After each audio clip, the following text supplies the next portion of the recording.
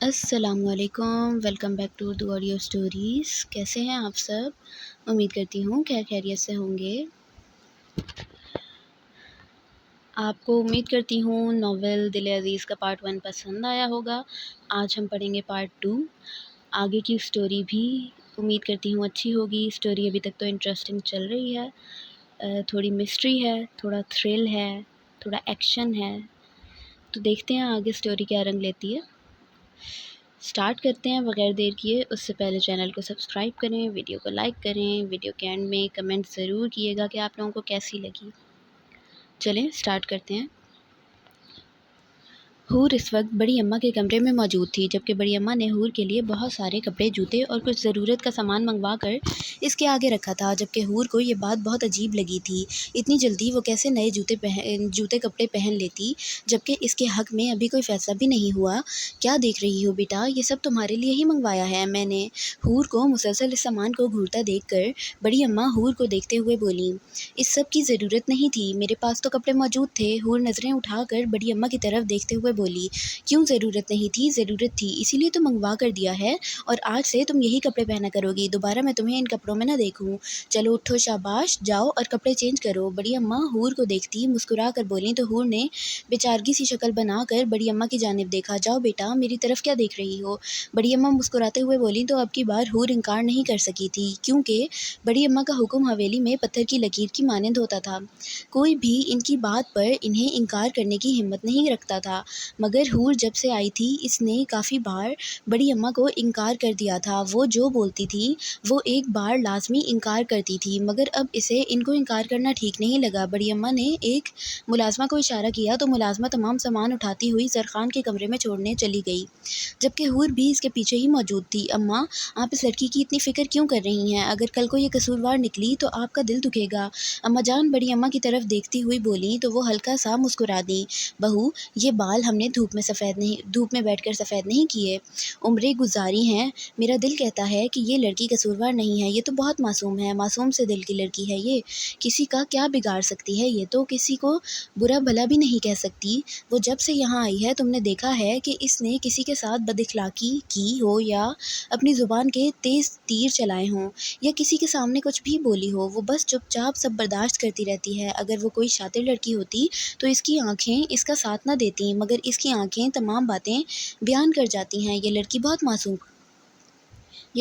معصوم ہے، اور میری خواہش ہے کہ زرخان اس کی قدر کرے اور اپنی کسی بے وقوفی کے تحت اسے کوئی اذیت نہ دے، بلکہ اس لڑکی کے ساتھ تو اس کی زندگی بہت خوبصورت ہو جائے گی، لیکن بات صرف سمجھنے کی ہے۔ میری دعا ہے کہ اللہ پاک میرے بچوں کے نصیب اچھے کرے۔ بڑی اماں جان کی طرف دیکھتی ہوئی بولیں، لیکن پھر بھی اماں، اگر یہ قصوروار ہوئی تو اماں جان نے کسی خدشے کے تحت بڑی اماں سے پوچھا، کیونکہ ان کے بیٹے کی پوری زندگی کا سوال تھا، اور وہ بھی چاہتی تھی کہ ان کے بیٹے کا ہر فیصلہ ٹھیک ہو اور اس کی زندگی خوشیوں سے بھرپور ہو۔ یہ لڑکی قصوروار نہیں ہے، اور ہمارے زرخان کے لیے یہ بہت اچھی ثابت ہونے والی ہے۔ بڑی اماں مسکراتے ہوئے بولیں، جیسے انہیں اندازہ ہو کہ آنے والے وقت میں کیا ہونے والا ہے۔ ملازمہ تمام سامان حور کے کمرے میں رکھ کر چلی گئی تھی، جبکہ حور کو سمجھ نہیں آ رہی تھی کہ وہ سارا سامان کہاں پر رکھے، کیونکہ وہاں پر بڑی الماری تو زرخان کے کپڑوں سے بھری پڑی تھی، اور ڈریسنگ روم میں تو ایک بار بھی جا کر اس نے نہیں دیکھا تھا کہ وہ اندر سے کیسا ہے اور کیسا نہیں۔ بہت سوچنے کے بعد حور نے فیصلہ کیا کہ وہ سارا سامان ڈریسنگ روم میں رکھے گی، اس لیے سارا سامان اٹھاتے ہوئے ڈریسنگ روم میں داخل ہو گئی۔ ڈریسنگ روم دیکھتے ہی اس کی پوری آنکھیں کھل گئیں۔ وہ اندر سے پورے ایک کمرے جتنا بڑا تھا، دیوار پر شیشے لگے ہوئے تھے، اندر ایک سائڈ پر اسٹڈی روم تھا، جبکہ دوسری سائڈ پر ایک بڑی سی الماری جو پوری دیوار میں سیٹ کی ہوئی تھی۔ اسے یہ ڈریسنگ روم بہت خوبصورت لگا تھا۔ اس نے قدم الماری کی جانب بڑھائے اور الماری کا دروازہ کھولا تو اسے زرخان کے کافی سارے کپڑے دکھائی دیے جو وہ کوٹ پہن کر جاتا تھا۔ تھری پیس گرے، وائٹ، بلیک، براؤن رنگوں میں مختلف ڈیزائنز کے سوٹ بہت خوبصورت تھے اور نفاست سے ہینگ کیے ہوئے تھے۔ حور نے وہ دروازہ بند کر کے دوسرے دروازہ کھولا تو وہ حصہ خالی تھا۔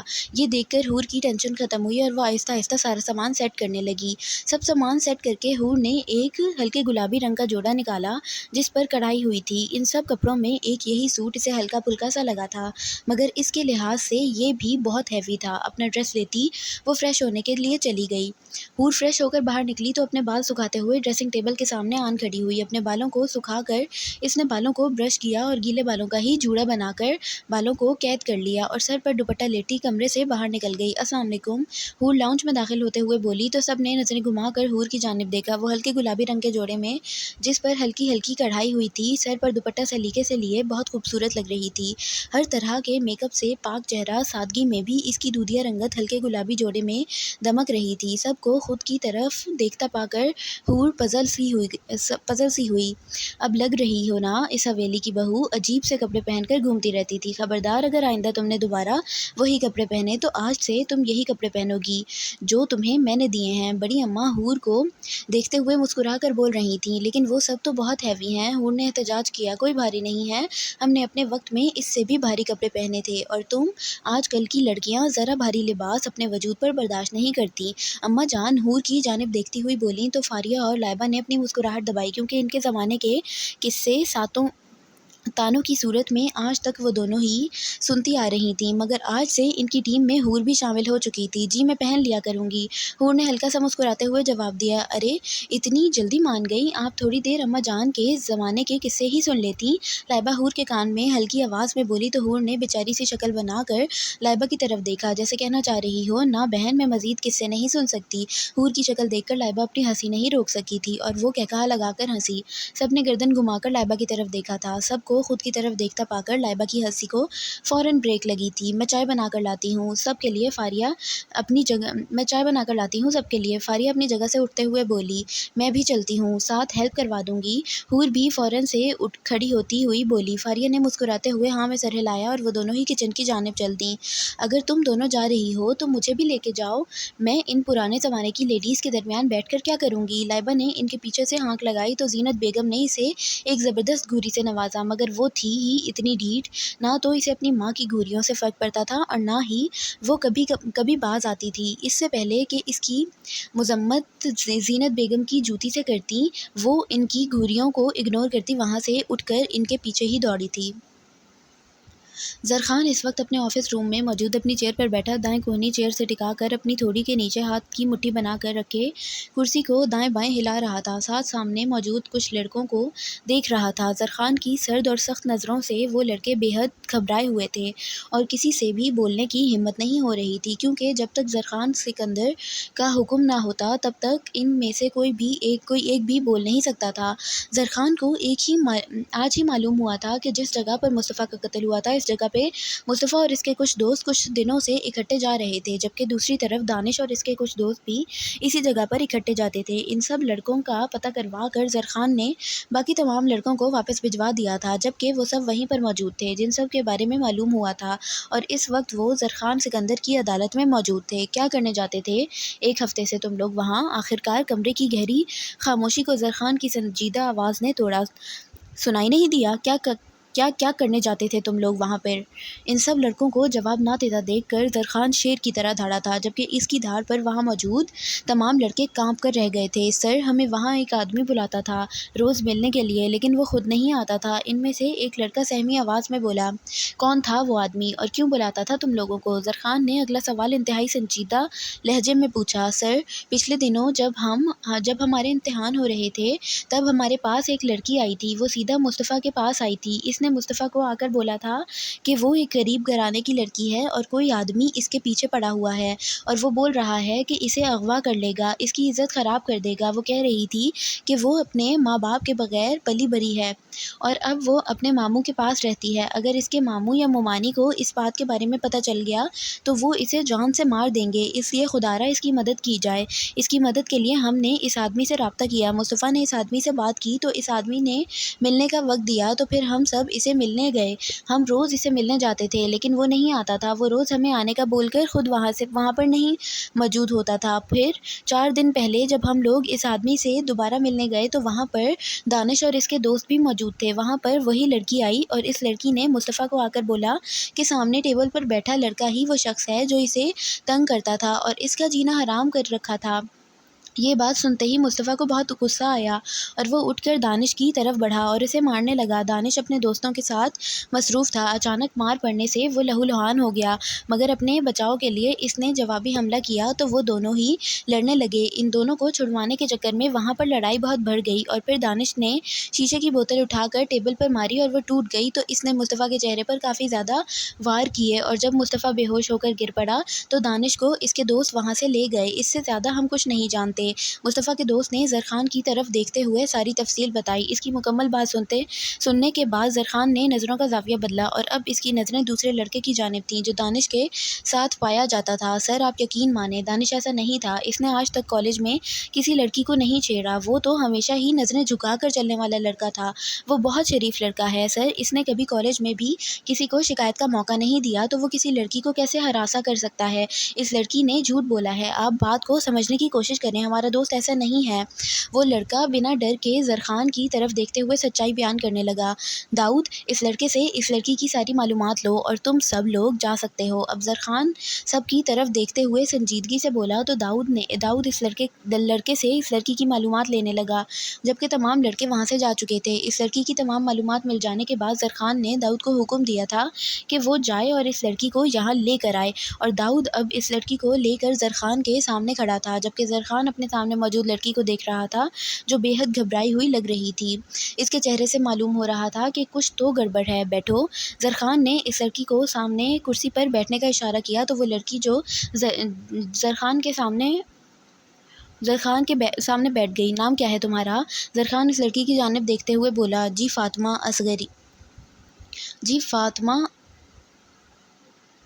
اصغری۔ لڑکی نظریں جھکاتی ہوئی بولی، مجھے جانتی ہو؟ زرخان نے اگلا سوال کیا۔ جی سر، آپ کو کون نہیں جانتا؟ وہ لڑکی زرخان کی طرف دیکھتی ہوئی بولی۔ مصطفیٰ کو جانتی ہو؟ زرخان کے اگلے سوال پر اس لڑکی کے ماتھے پر پسینے کے قطرے نمودار ہوئے۔ جی سر، وہ اپنا گلا تر کرتے ہوئے بولی۔ دانش کو جانتی ہو؟ زرخان کے اگلے سوال پر وہ کانپی تھی، جبکہ زرخان اس کی ایک ایک حرکت کو نوٹ کر رہا تھا۔ نہیں سر، اس نے لڑکھڑاتی آواز میں جواب دیا۔ اگر تم دانش کو نہیں جانتی تو اس دن اس اڈے پر تم کیا لینے گئی تھیں اور تم نے دانش پر الزام کیوں لگایا تھا؟ تمہیں ہراساں کرنے والا شخص وہی ہے؟ زرخان کا لہجہ ایک دم سے سنجیدہ ہوا تھا۔ سر، مجھے صرف میرے سوال کا جواب دو۔ زرخان ٹیبل پر ہاتھ مارتے ہوئے غرایا تو وہ اپنی جگہ کانپ کر رہ گئی۔ سر، میں مجبور تھی، اگر میں ایسا نہ کرتی تو وہ میری ویڈیو لیک کر دیتا۔ وہ لڑکی روتے ہوئے بولی۔ کون؟ زرخان نے ضبط سے اپنی مٹھیاں بھینچی تھیں۔ سر، میں اپنی فزکس کی کلاس لینے جا رہی تھی جب ایک راہداری سے گزرتے ہوئے مجھے کچھ لوگوں کی آواز سنائی دی۔ میں نے اس کمرے کی جانب قدم بڑھائے اور دروازے کے قریب کان کرتے ہوئے ان کی باتیں سننے لگی۔ وہ لوگ ڈرگس کی بات کر رہے تھے۔ کالج کی لڑکیوں کو ڈرگس پر لگایا ہوا تھا اور اس کمرے میں کچھ لڑکیاں بھی موجود تھیں جنہیں وہ لوگ انجیکشن لگا رہے تھے۔ میں ابھی سب سن ہی رہی تھی کہ ایک آدمی کی نظر مجھ پر پڑ گئی۔ میں نے وہاں سے بھاگنا چاہا مگر اس سے پہلے ہی وہ مجھ تک پہنچ چکا تھا۔ میں نے بہت احتجاج کیا، بہت منت کی، مگر اس نے مجھے نہیں چھوڑا اور اس کمرے میں لے گیا اور دروازہ بند کر دیا۔ وہ روتی ہوئی زرخان کو بتا رہی تھی، جبکہ زرخان کے چہرے پر سختی بڑھتی جا رہی تھی۔ پلیز مجھے یہاں سے جانے دو، میں نے کچھ نہیں سنا، میں کسی کو کچھ نہیں بتاؤں گی۔ وہ آدمی کے سامنے گڑ گڑاتے ہوئے بول رہی تھی۔ تجھے اس قابل چھوڑوں گا تب تو کسی کو کچھ بتائے گی نا؟ وہ آدمی اس کے گلے سے دوپٹہ کھینچ کر اس کے وجود سے الگ کرتے ہوئے بولا، جبکہ خود کے وجود سے دوپٹہ الگ ہوتے دیکھ کر اس نے فوراً اپنے دونوں بازوؤں سے اپنا وجود چھپانے کی کوشش کی تھی۔ پلیز ایسے مت کرو، میں نے کچھ نہیں کیا، میرا یقین کرو، میں کسی کو کچھ نہیں بتاؤں گی، میں کالج آنا ہی چھوڑ دوں گی۔ وہ مسلسل روتی ہوئی گڑ گڑا رہی تھی، جبکہ وہ آدمی اپنی گندی نظریں اس کے وجود پر گاڑے قدم اس کی جانب بڑھا رہا تھا۔ ابے چپ کرو، ابے چپ کروا اسے، اگر اس کی آواز باہر گئی اور کسی نے سن لی تو ہمارے لیے مشکل ہوگی۔ ایک آدمی اس آدمی کی طرف دیکھتے ہوئے بیزاری سے بولا، اس کا منہ تو میں ایسا بند کروں گا کہ کسی کو منہ دکھانے کے لائق نہیں رہے گی۔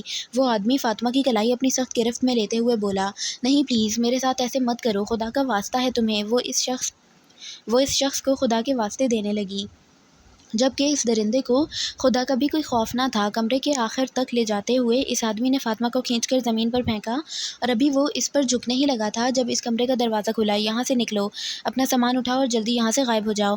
وہ لڑکا اور اس کے دوست اسی طرف آ رہے تھے۔ اگر ان لوگوں کو ذرا سا شک ہو گیا تو ہم بری طرح پھنس جائیں گے، جلدی کرو، نکلو یہاں سے۔ وہ آدمی پریشانی کے عالم میں ان آدمیوں کی طرف دیکھتے ہوئے بولا تو اس کی بات سن کے وہ لوگ اپنا سامان اٹھاتے باہر کی طرف دوڑے۔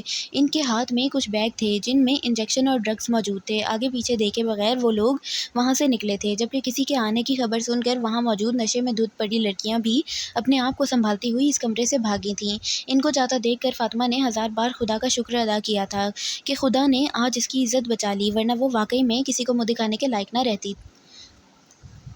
دوپٹہ خود کے وجود پر صحیح طرح لیتی، اپنے آنسو صاف کرتی، وہ بھی کسی کے وہاں پہنچنے سے پہلے اس کمرے سے دوڑتی ہوئی نکلی تھی۔ دانش اور اس کے دوست اس کمرے میں داخل ہوئے تو چاروں طرف نظر دوڑانے لگا، مگر پورے کمرے میں انہیں کچھ بھی دکھائی نہ دیا۔ یار، میں نے ایک لڑکی کو اس کمرے کی طرف آتے دیکھا تھا، مجھے کچھ گڑبڑ لگ رہی ہے، دانش کا دوست دانش کی طرف دیکھتے ہوئے بولا۔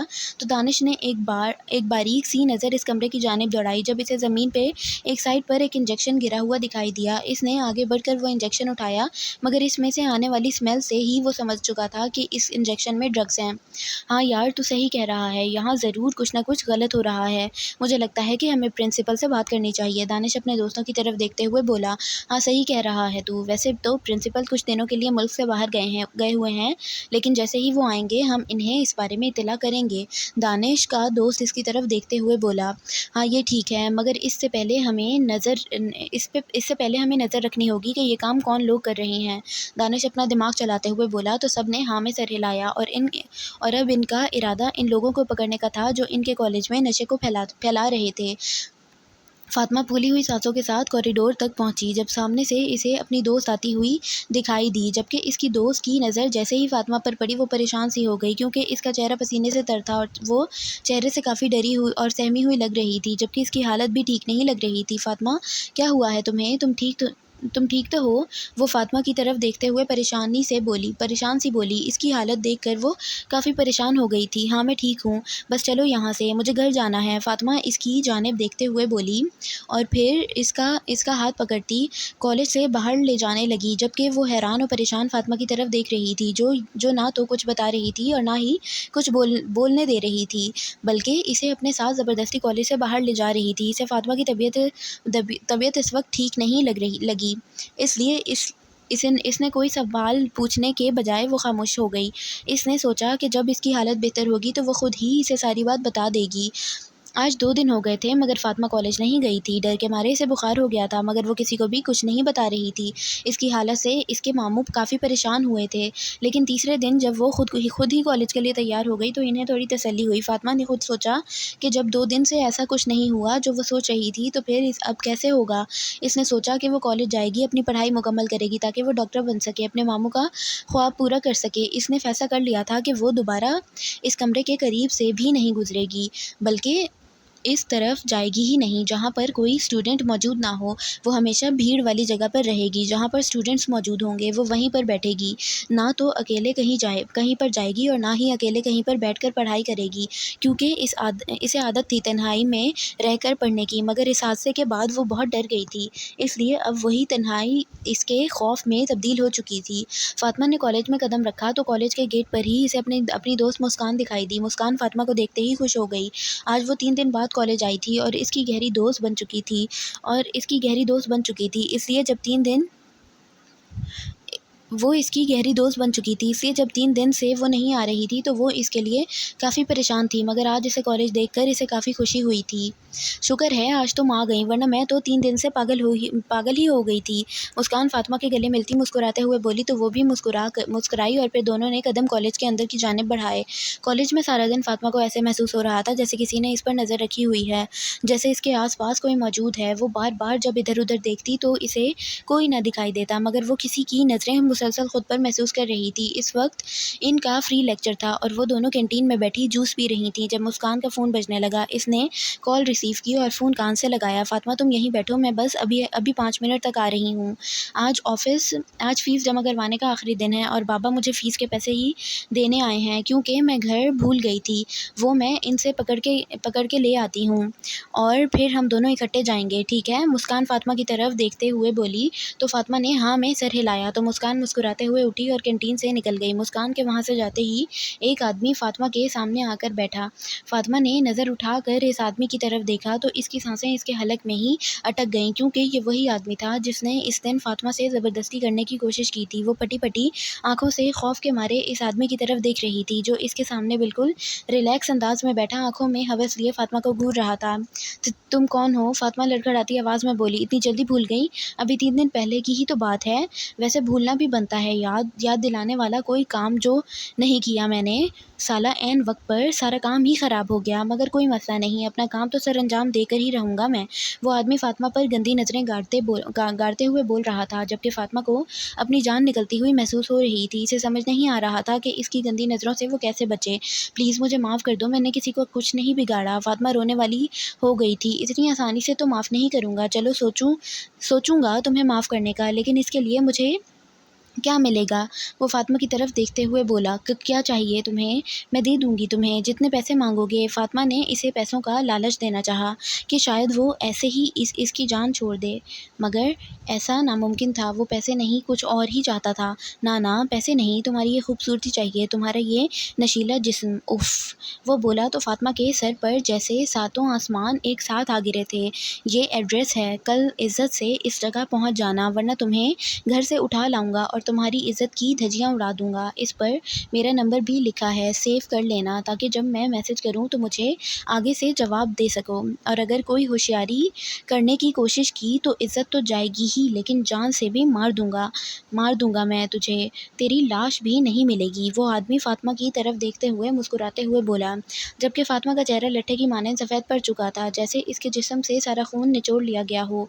इसका जिस्म ठंडा पड़ने लगा था। वो आदमी फातिमा को धमकी देता, वो पर्ची फातिमा की तरफ बढ़ाता वहाँ से उठ खड़ा हुआ और वहाँ से चला गया, जबकि फातिमा को कुछ समझ नहीं आ रहा था कि वो क्या करे। आंखों से आंसू बहकर दोनों रुखसारों को भिगो रहे थे।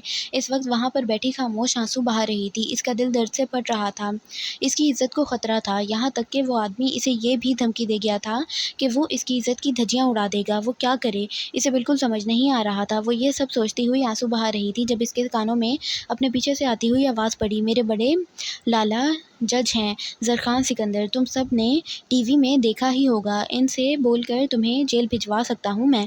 मुस्तफ़ा हंसते हुए अपने दोस्त को धमकी दे रहा था, जबकि वो सब भी इसी के साथ ही कहकहे लगा कर हंस रहे थे। "फातिमा, क्या हुआ है, रो क्यों रही हो तुम?" फातिमा को अपने करीब से मुस्कान की आवाज़ सुनाई दी तो इसने जल्दी से अपने आंसू साफ़ किए और टेबल पर रखी पर्ची पर फ़ौरन अपना हाथ रखा कि कहीं वो देख ना ले। "कुछ नहीं, बस अम्मी अब्बू याद आ गए थे।" फातिमा मुस्कुराने की नाकाम कोशिश करते हुए बोली। "नहीं, कोई और बात है, तुम मुझे बताओ क्या हुआ है?" मुस्कान को तसल्ली नहीं हुई थी, इसलिए वो इसके सामने बैठती हुई इसका हाथ थामते हुए बोली, "यही बात है और कुछ नहीं है। अच्छा, तुम मुझे बताओ कि जो लड़के तुम्हें परेशान कर रहे थे, इनकी शिकायत तुमने किससे की थी?" फातिमा मुस्कान की तरफ देखते हुए बोली, "मैं अब्बा के साथ ज़रख़ान सिकंदर के ऑफ़िस गई थी। वो तो जज हैं और वो टीवी पर भी आते हैं और जो बहुत मशहूर और बड़े आदमी हैं। जब मैं इनके पास गई तो इन्होंने मुझे बिल्कुल छोटी बहन की तरह प्यार दिया, मेरी सारी बात सुनी और मैंने इन्हें बताया कि वो लड़का बोलता है कि मेरे चेहरे पर तेज़ाब फेंक देगा। ये सुनते ही इन्हें बहुत गुस्सा आया और इन्होंने इन लड़कों को कॉलेज से उठवा लिया और अब वो लड़के मेरी तरफ देखते भी नहीं। तुम्हें पता है, वो बोल रहे थे कि मैं इन्हें लाला बोलूं। हर हफ्ते इनका फ़ोन भी आता है। अपने कीमती वक्त में से हमारे लिए वक्त निकाल कर वो मुझसे हाल चाल पूछ लेते हैं। तुम्हें पता है, मुझे बहुत खुशी होती है। मेरा कोई भाई नहीं, लेकिन इन्होंने मुझे बोला कि वो मेरे बड़े भाई हैं।" मुस्कान बेतहाशा खुश होती हुई फातिमा को सारी तफसील बता रही थी, जबकि फातिमा को अपने बचने का एक रास्ता नज़र आने लगा। "ये जो पीछे लड़का बैठा है, अभी मैंने इसे बोलते हुए सुना कि ज़रख़ान सिकंदर इसका बड़ा भाई है। ये इसका भाई है क्या?" फातिमा ने मुस्कान की तरफ देखते हुए अगला सवाल पूछा। "हाँ, ये मुस्तफ़ा है। ये इनका सबसे छोटा भाई है और इस कॉलेज में अक्सर जब कोई छोटे मोटे मसले मसाइल होते हैं तो इन्हें यही सुलझा देता है। तुम्हें पता है, ये बहुत समझदार है और बहुत अच्छा भी। कभी इसने किसी लड़की को बुरी नज़र से नहीं देखा और ना ही इसके दोस्तों ने, बल्कि ये तो हमेशा हर किसी की मदद करते हैं।" मुस्कान मुस्कुराते हुए बोली तो फातिमा को लगा जैसे किसी ने इसे नई ज़िंदगी बख्श दी हो। इसे उम्मीद की एक नई किरण दिखाई देने लगी। मुस्तफ़ा इस वक्त ग्राउंड में अपने दोस्तों के साथ बैठा हुआ था जब इसे अपने नज़दीक आते हुए एक लड़की दिखाई दी। इसे लगा शायद वो किसी और से मिलने आ रही है, इसलिए वो इस लड़की को इग्नोर करता अपने दोस्तों के साथ बातों में मसरूफ़ हो गया। Excuse me. मुस्तफ़ा को अपने करीब से इस लड़की की आवाज़ सुनाई दी तो इसने गर्दन मोड़कर इसकी जानिब देखा। मुझे आपसे बहुत ज़रूरी बात करनी थी, फ़ातिमा मुस्तफ़ा की जानिब देखते हुए बोली। तुम? मुस्तफ़ा ने एक बार अपनी दाएं और बाएं जानिब देखा। जी, मुझसे। मुस्तफ़ा खुद की तरफ इशारा करते हुए बोला, जी, मुझे आपसे ही बात करनी है कि आप 5 मिनट के लिए साइड पर हो सकते हैं। फ़ातिमा मुस्तफ़ा की तरफ देखते हुए बोली तो इसे ताज्जुब हुआ, क्योंकि आज तक किसी भी लड़की ने इसके करीब आकर यूँ बात नहीं की थी। आपने जो भी बात करनी है यहीं पर कर लें, मैं सुन रहा हूँ। मुस्तफ़ा फ़ातिमा की तरफ देखते हुए बोला तो फ़ातिमा ने एक बेचैन सी नज़र इसके दोस्तों पर डाली जो फ़ातिमा की तरफ ही देख रहे थे। फ़िक्र मत करें, आप इनके सामने बात कर सकती हैं। मुस्तफ़ा जैसे समझ गया था कि वो इसके दोस्तों के सामने बात नहीं करना चाहती। फ़ातिमा को अब कोई और रास्ता ना दिखाई दे रहा था, इसलिए वो मुस्तफ़ा को सारी तफ़सील बताने लगी। इसने सारी बात मुस्तफ़ा को सच-सच बता दी थी और आखिर में वो रोने लगी। देखें, आप रोएं नहीं, सब कुछ ठीक हो जाएगा। आप इस आदमी का नंबर मुझे दें, हम मिल लेंगे। और अब फ़िक्र मत करें, कुछ नहीं होगा आपके साथ। मुस्तफ़ा को इसकी सारी बात सुनकर गुस्सा तो बहुत आ रहा था, लेकिन वो ज़ब्त करके खड़ा था और अब वो फ़ातिमा को हौसला दे रहा था। मुस्तफ़ा की बात सुनकर फ़ातिमा को थोड़ा हौसला हुआ और इसने अपने बैग से वही पर्ची निकाल कर मुस्तफ़ा को दे दी, जो पर्ची कुछ देर पहले वो आदमी इसे देकर गया था। ठीक है, हम इस आदमी से मिल लेंगे और फ़िक्र मत करें, आपने बस कुछ दिनों तक कॉलेज नहीं आना। जब तक हम इस आदमी को पकड़ ना लें, तब तक आप कॉलेज नहीं आएंगे, ठीक है? मुस्तफ़ा फ़ातिमा की तरफ देखते हुए बोला तो इसने हाँ में सर हिलाया। जी, हम आपके साथ हैं, आप हमारी सीनियर हैं, आप हम सबको अपना भाई ही समझें और भाई अपनी बहनों की हिफाजत करना जानते हैं। मुस्तफ़ा का एक दोस्त फ़ातिमा की तरफ देखते मुस्कुराते हुए बोला तो फ़ातिमा को यूँ लगा जैसे किसी ने इसे नई ज़िंदगी लौटा दी हो। जी ठीक है, शुक्रिया भाई, फ़ातिमा मुस्कुराते हुए बोली तो वो सब भी मुस्कुरा दिया और फ़ातिमा वहाँ से चली गई। फ़ातिमा को जाते ही मुस्तफ़ा ने अपना फ़ोन निकाला और इस पर्ची पर लिखा हुआ नंबर डायल करके कॉल मिलाई और फ़ोन कान से लगाया। तीसरी बेल पर ही फ़ोन उठा लिया गया था। हेलो, कौन? फ़ोन में से किसी आदमी की भारी आवाज़ सुनाई दी। मैं वही हूँ जिसने तुम लोगों को कॉलेज में ड्रग्स सेल करते हुए देखा है और मेरे पास पूरे सबूत हैं। अगर अपनी खैरियत चाहते हो तो मुझे इस कॉलेज के पिछले अड्डे पर मिलो। मुस्तफ़ा फ़ोन कान से लगाते संजीदा लहजे में बोला, जबकि मुकाबिल के वो होश उड़ा चुका था कि कौन है। तो वो आदमी हकलाते हुए बोला, मैं जो भी हूँ तुझे मिल कर ही बताऊँगा। फ़िलहाल जहाँ आने का बोला है, कल वक्त पर इस जगह पहुँच जाना। मुस्तफ़ा ने बोलते ही फ़ोन काट दिया। मुस्तफ़ा, मुझे लगता है कि इस मामले में तुम्हें अपने भाई से मदद लेनी चाहिए, अकेले कुछ मत करो। मुस्तफ़ा का एक दोस्त मुस्तफ़ा की तरफ देखते हुए बोला, पहले इसे देख तो लूँ कि वो दिखता कैसा है और है कौन, इसके बाद ही मैं भाई को बताऊँगा। अगर तो तुम्हारे कॉलेज का ही कोई बंदा है हुआ तो इसे तो हम आसानी से ही पकड़ लेंगे, और अगर कोई बाहर का हुआ तो फिर मैं भाई को बता दूंगा, फिर खुद ही भाई इसे पकड़ लेंगे। मुस्तफ़ा अपने दोस्तों की जानिब देखते हुए बोला तो सब ने हाँ में सर हिलाया और वो सब वहाँ से अपना लेक्चर लेने चले गए। आज वो सब लोग इसी अड्डे पर मौजूद थे जहाँ पर इस आदमी को बुलाया गया था, मगर वो आदमी वहाँ पर नहीं आया था। 3 घंटे इंतज़ार करने के बाद मुस्तफ़ा ने इस आदमी को फ़ोन किया तो इस आदमी का नंबर बन जा रहा था। मज़ीद 1 घंटा इंतज़ार करने के बाद वो सब वहाँ से चले गए। इनका इरादा अब कल दोबारा इसी जगह आने का था। इसी तरह करते-करते आज 3 दिन गुज़र गए थे, मगर वो आदमी ना आ रहा था और ना ही अपना फ़ोन ऑन कर रहा था। मुस्तफ़ा की गुस्से की कोई हद न थी। इसका दिल चाह रहा था कि वो इस आदमी को पकड़ के इतना मारे कि वो खुद को ही पहचान ना सके। मुस्तफ़ा ने इसके नंबर पर एक मैसेज टाइप किया और सेंड कर दिया। इस मैसेज में इसने ये लिखा था कि अगर आज वो इससे इस जगह ना मिलने आया तो रात तक वो तमाम सबूत मीडिया के सामने रख देगा। और मुस्तफ़ा को उम्मीद थी कि मैसेज पढ़ने के बाद ज़रूर वो आदमी इससे रब्ता करेगा, और हुआ भी ऐसे ही। अभी 10 मिनट ही गुजरे थे, एक अननोन नंबर से कॉल आने लगी। मुस्तफ़ा ने वो कॉल रिसीव की तो वही आदमी था। इसने बोला कि वो इसी जगह पर आ रहा है मिलने और वो इसके सबूत मीडिया में ना लेकर जाए। ठीक है, अगर तुम चाहते हो कि वो सबूत मैं मीडिया को ना दूँ तो अगले 10 मिनट तक तुम इस जगह पर मेरे सामने मौजूद होने चाहिए। मुस्तफ़ा ने इस आदमी को धमकी दी तो वो जल्दी से हामी भरता हुआ फ़ोन बंद कर गया।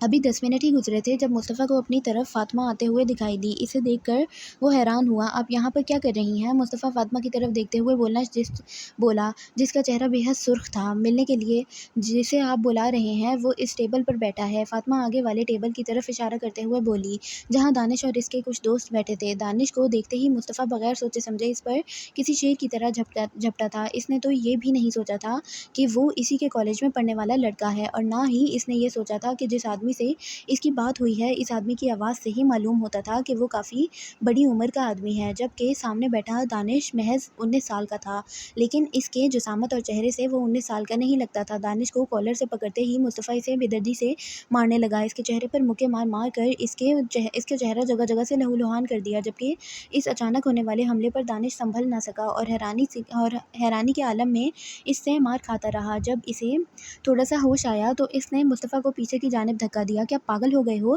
تم کیوں مار رہے ہو مجھے اس طرح؟ دانش اونچی آواز میں چلایا۔ تجھے شرم نہیں آتی؟ ایک لڑکی کی عزت پر ہاتھ ڈالتے ہوئے مصطفیٰ دوبارہ اس پر جھپٹا تھا اور اسے دوبارہ مارنے کی کوشش کرنے لگا، جبکہ دانش نے جوابی کارروائی میں اس کے پیٹ میں ایک ٹانگ ماری تھی جس سے وہ پیچھے جا گرا، مگر ہار پھر بھی نہیں مانی۔ وہ پھر سے اٹھ کے آیا اور پھر سے لڑنے لگا۔ وہ دونوں بے دردی سے ایک دوسرے کو مار رہے تھے، جبکہ ان دونوں کے دوست انہیں چھڑانے کی بہت کوشش کر رہے تھے، لیکن وہ دونوں ایک دوسرے کو چھوڑ ہی نہیں رہے تھے۔ جبکہ وہاں ایک سائڈ پر موجود فاطمہ خوف سے آنکھیں پھیلائے یہ منظر دیکھ رہی تھی۔ یہ جو کچھ بھی ہو رہا تھا سب اسی کی وجہ سے ہو رہا تھا۔ ان دونوں کے دوست اپنے اپنے دوستوں کو چھڑوانے کی کوشش کر رہے تھے، جبکہ آس پاس اکٹھے ہوئے تمام لوگ تماشائی بنے تماشا دیکھ رہے تھے۔ ابھی وہ دونوں بے دردی سے ایک دوسرے کو مار ہی رہے تھے جب وہاں پر گولیاں چلنے کی آواز آئی۔ گولیوں کی آواز سنتے ہی ہر طرف افراتفری مچ گئی، تمام لوگ آگے پیچھے بھاگنے لگے۔ اس دوران دانش اور مصطفیٰ اپنے دوستوں سے الگ ہو چکے تھے۔ وہاں پر موجود اڈے کے کچھ آدمیوں نے تمام لوگوں کو باہر نکال دیا، کیونکہ وہاں پر گولیاں چل رہی تھیں، اور اس افراتفری میں کچھ لوگ زمین پر گر کر ایک دوسرے کے نیچے آ کر زخمی ہو چکے تھے۔ ان کی کوشش تھی کہ وہ تمام لوگوں کو وہاں سے باہر نکال دیں تاکہ کسی کو کوئی جانی نقصان نہ پہنچ سکے۔ ان دونوں کے دوستوں کو بھی انہوں نے زبردستی باہر نکال دیا تھا، جبکہ انہیں اپنے قریب آس پاس کہیں بھی دانش اور مصطفیٰ دکھائی نہیں دے رہے تھے۔ وہ پریشانی کے عالم میں بار بار اندر جانے کی کوشش کر رہے تھے، جبکہ وہ آدمی انہیں اندر جانے ہی نہیں دے رہے تھے۔ بہت زبردستی کرتے ہوئے انہوں نے ان آدمیوں کو پیچھے ہٹایا اور اندر کی طرف دوڑے، مگر اندر کا منظر دیکھ کر ان کے سر پر آسمان آ گرا۔ مصطفیٰ کا چہرہ بری طرح سے زخمی کیا گیا تھا اور اس کے جسم سے بھی خون نکل رہا تھا، اور پاس ایک خون سے بھری شیشے کی بوتل گری پڑی تھی۔ یوں لگ رہا تھا جیسے وہ شیشے کی بوتل سے اس کا جسم چیر ڈالا ہو۔ وہ لوگ مصطفیٰ کے پاس بھاگتے ہوئے گئے اور اس سے اٹھانا چاہا، مگر وہ بہت دیر کر چکے تھے۔ ان کا دوست انہیں چھوڑ کر بہت دور جا چکا تھا۔ نہ تو اس کی سانسیں چل رہی تھیں اور نہ ہی اس کے جسم میں کوئی حرکت ہو رہی تھی۔ اس کے کپڑے جو جگہ جگہ سے پھٹ چکے تھے اور جسم کے حصے جہاں پر بوتل سے وار کیے گئے تھے وہاں سے خون نکل کر بہہ رہا تھا۔ مصطفیٰ کی حالت دیکھتے ہی وہ لوگ زار و قطار رونے لگے، جبکہ دانش انہیں وہاں کہیں بھی دکھائی نہ دیا تھا۔ سر، میں نے یہ سب کچھ جان بوجھ کر نہیں کیا تھا، مجھے دھمکی ملی تھی۔ میرے ماموں اور مومانی ان کے قبضے میں تھے، انہوں نے بولا تھا کہ جیسا وہ بولیں گے ویسا نہ کیا تو میرے ماموں اور مومانی کو جان سے مار دیں گے اور اس گھر کو آگ لگا دیں گے۔ سر، میں مجبور تھی، مجھ سے غلطی ہو گئی، پلیز آپ مجھے معاف کر دیں۔ فاطمہ زار و قطار روتے ہوئے سر جھکاتے کسی مجرم کی طرح بول رہی تھی، جبکہ زرخان کی آنکھیں خون چھلکانے کے در پر تھیں۔ وہ ضبط کے کڑے امتحان سے گزر رہا تھا۔ اس آدمی کو پہچانتی ہو تم؟ زرخان خود پر ضبط کرتے ہوئے سخت لہجے میں بولا۔ وہ چاہ کر بھی اس چیز کو برداشت نہیں کر پا رہا تھا جو قصہ اسے اپنے بھائی کے بارے میں سننے کو ملا تھا وہ بہت دردناک تھا، اور یہ وہی جانتا تھا کہ وہ سب کیسے برداشت کر رہا ہے۔ جی سر، میں اس آدمی کو جانتی ہوں، فاطمہ نے سر جھکاتے ہوئے جواب دیا تھا۔ اس سے ہمت نہیں ہو رہی تھی کہ وہ اپنا سر اٹھائے، اس کی وجہ سے ایک بے قصور مارا گیا تھا جبکہ دوسرا بے قصور غائب تھا۔ کس نمبر سے دھمکی آ رہی تھی تمہیں؟ نمبر 2 اس کا مجھے۔ زرخان کے اگلے حکم پر فاطمہ نے سر اٹھا کر زرخان کی جانب دیکھا۔ سر، معافی چاہتی ہوں، لیکن میرا فون اسی دن وہیں پر گر گیا تھا۔ اس آدمی کو میں جانتی اور پہچانتی ضرور ہوں، لیکن اس کا بھی کوئی فائدہ نہیں کیونکہ وہ آدمی تو مر چکا ہے۔ فاطمہ زرخان کی جانب دیکھتے ہوئے بولی۔ واٹ؟ کیا کہہ رہی ہو یہ تم؟ وہ آدمی مر چکا ہے؟ زرخان کو جیسے اس کی بات پر یقین نہیں آیا تھا۔ جی سر، وہ آدمی اور اس کی گینگ کا ہر فرد مر چکا ہے۔ ہماری کالج میں تو اب ایسا کوئی آدمی نہیں جو لڑکیوں کو ڈرگز دیتا ہو، اور ہمارے کالج سے جو لڑکیاں ڈرگز لیتی تھیں وہ سب بھی اب ہاسپٹل میں موجود ہیں اور ان کا علاج چل رہا ہے۔ فاطمہ کی اگلی بات پر زرخان اور زیادہ شوق میں مبتلا کر گئی تھی۔ وہ آدمی کیسے مر سکتا ہے؟ تم نے بتایا کہ سب کے پیچھے اس آدمی کا ہاتھ تھا، پھر وہ کیسے مر سکتا ہے؟ اسے کس نے مارا؟ زرخان فاطمہ کی جانب دیکھتے ہوئے سنجیدہ لہجے میں پوچھ رہا تھا۔ سر، اس دن جب مصطفیٰ کا قتل ہوا تو میں واپس گھر آ رہی تھی، تو راستے میں وہ آدمی اور اس کے ساتھ کچھ اور آدمی موجود تھے جنہوں نے میرا راستہ روکا اور مجھے زبردستی اپنے ساتھ لے جانے لگے، مگر وہاں پر اچانک ایک گولی چلی اور وہ گولی اس آدمی کے بازو پر لگی تھی، اور پھر دیکھتے ہی دیکھتے ان سب آدمیوں کو سامنے موجود شخص نے قتل کر دیا تھا۔ سر، میری آنکھوں کے سامنے اس نے ان آدمیوں کے دماغ میں گولیاں ماری تھیں اور وہ لوگ وہیں پر مر گئے تھے۔ اس کے بعد مجھے کسی نے تنگ نہیں کیا۔ فاطمہ زرخان کی جانب دیکھتے ہوئے سچائی بیان کر رہی تھی، جبکہ زرخان کو مزید حیرت ہو رہی تھی۔ اسے سمجھ نہیں آ رہا تھا کہ وہ کن الجھنوں میں الجھتا جا رہا ہے۔ کون تھا جس نے قتل کیا ہے؟ دیکھا تم نے اس شخص کو؟ زرخان اب کافی الجھن کا شکار ہو رہا تھا، اس لیے اس نے فاطمہ سے اگلا سوال پوچھا۔ سر، وہ ایک لڑکی تھی اور وہ پورے بلیک کاسٹیوم میں موجود تھی۔ میں نے اس کا چہرہ نہیں دیکھا، لیکن وہ لڑکی ہی تھی جس نے ان آدمیوں کو مارا۔ ان آدمیوں کو مارنے کے بعد اس نے مجھے بولا کہ میں اس سب کے بارے میں کسی سے ذکر نہ کروں۔ کچھ دیر بعد ہی وہاں پر کچھ آفیسرز آئے اور پھر اس لڑکی نے ان آفیسرز کے ساتھ مجھے میرے گھر بھجوا دیا، اور اس کے بعد کبھی دوبارہ مجھے وہ لڑکی نہیں ملی۔ فاطمہ نے زرخان کو تمام تفصیل بتائی۔ ٹھیک ہے، جا سکتی ہو تم، اور اگر تم اس لڑکی کے بارے کو دوبارہ دیکھو جب وہ تم سے ملے تو تم سب سے پہلے مجھے بتاؤ گی۔ زرخان فاطمہ کی جانب دیکھتے ہوئے بولا۔ جی سر، ٹھیک ہے، فاطمہ سر جھکاتے ہوئے بولی اور اٹھ کر آفس روم سے باہر نکل گئی، جبکہ فاطمہ کے جانے کے بعد زرخان گہری سوچ میں ڈوب گیا تھا۔ اس کے تمام باتیں سننے کے بعد یہ تو ظاہر ہو گیا تھا کہ دانش وہ لڑکا نہیں ہے جس نے فاطمہ کو ہراساں کیا تھا۔ دانش بے قصور تھا، لیکن ابھی تک یہ ظاہر نہیں ہوا تھا کہ مصطفیٰ کا قتل کرنے والا شخص دانش ہے یا نہیں۔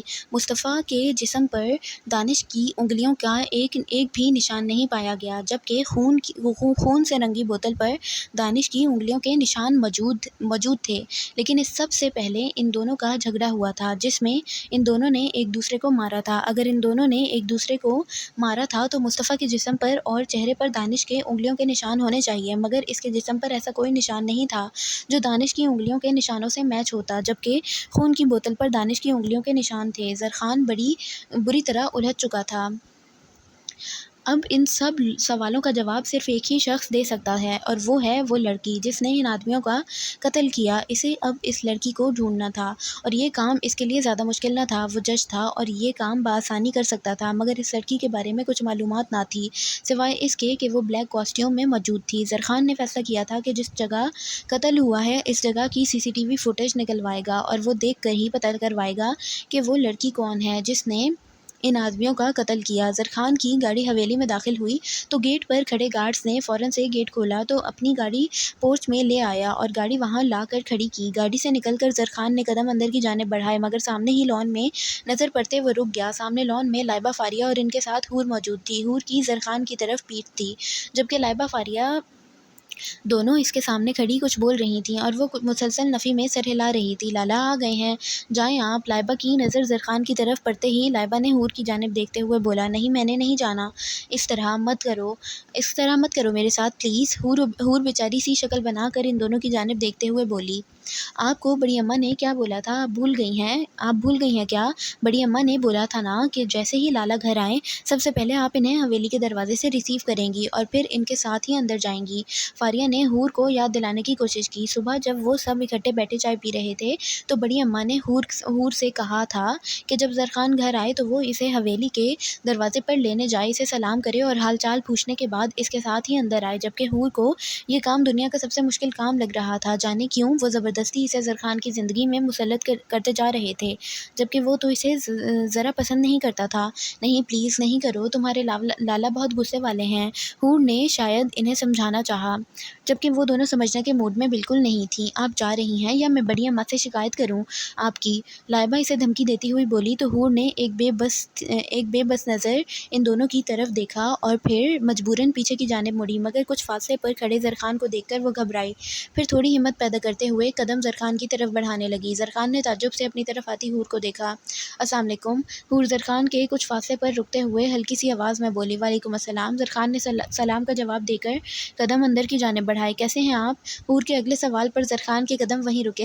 بیچاری، اس نے گردن گھما کر حور کی طرف دیکھا تھا۔ میں ٹھیک ہوں، تم کیوں پوچھ رہی ہو؟ زرخان کو اس کی حرکتیں آج کچھ عجیب سی لگ رہی تھیں، اس لیے وہ پوچھے بنا نہ رہ سکا۔ وہ بڑی اماں نے بولا تھا۔ حور نے ایمانداری سے سچ بیان کیا۔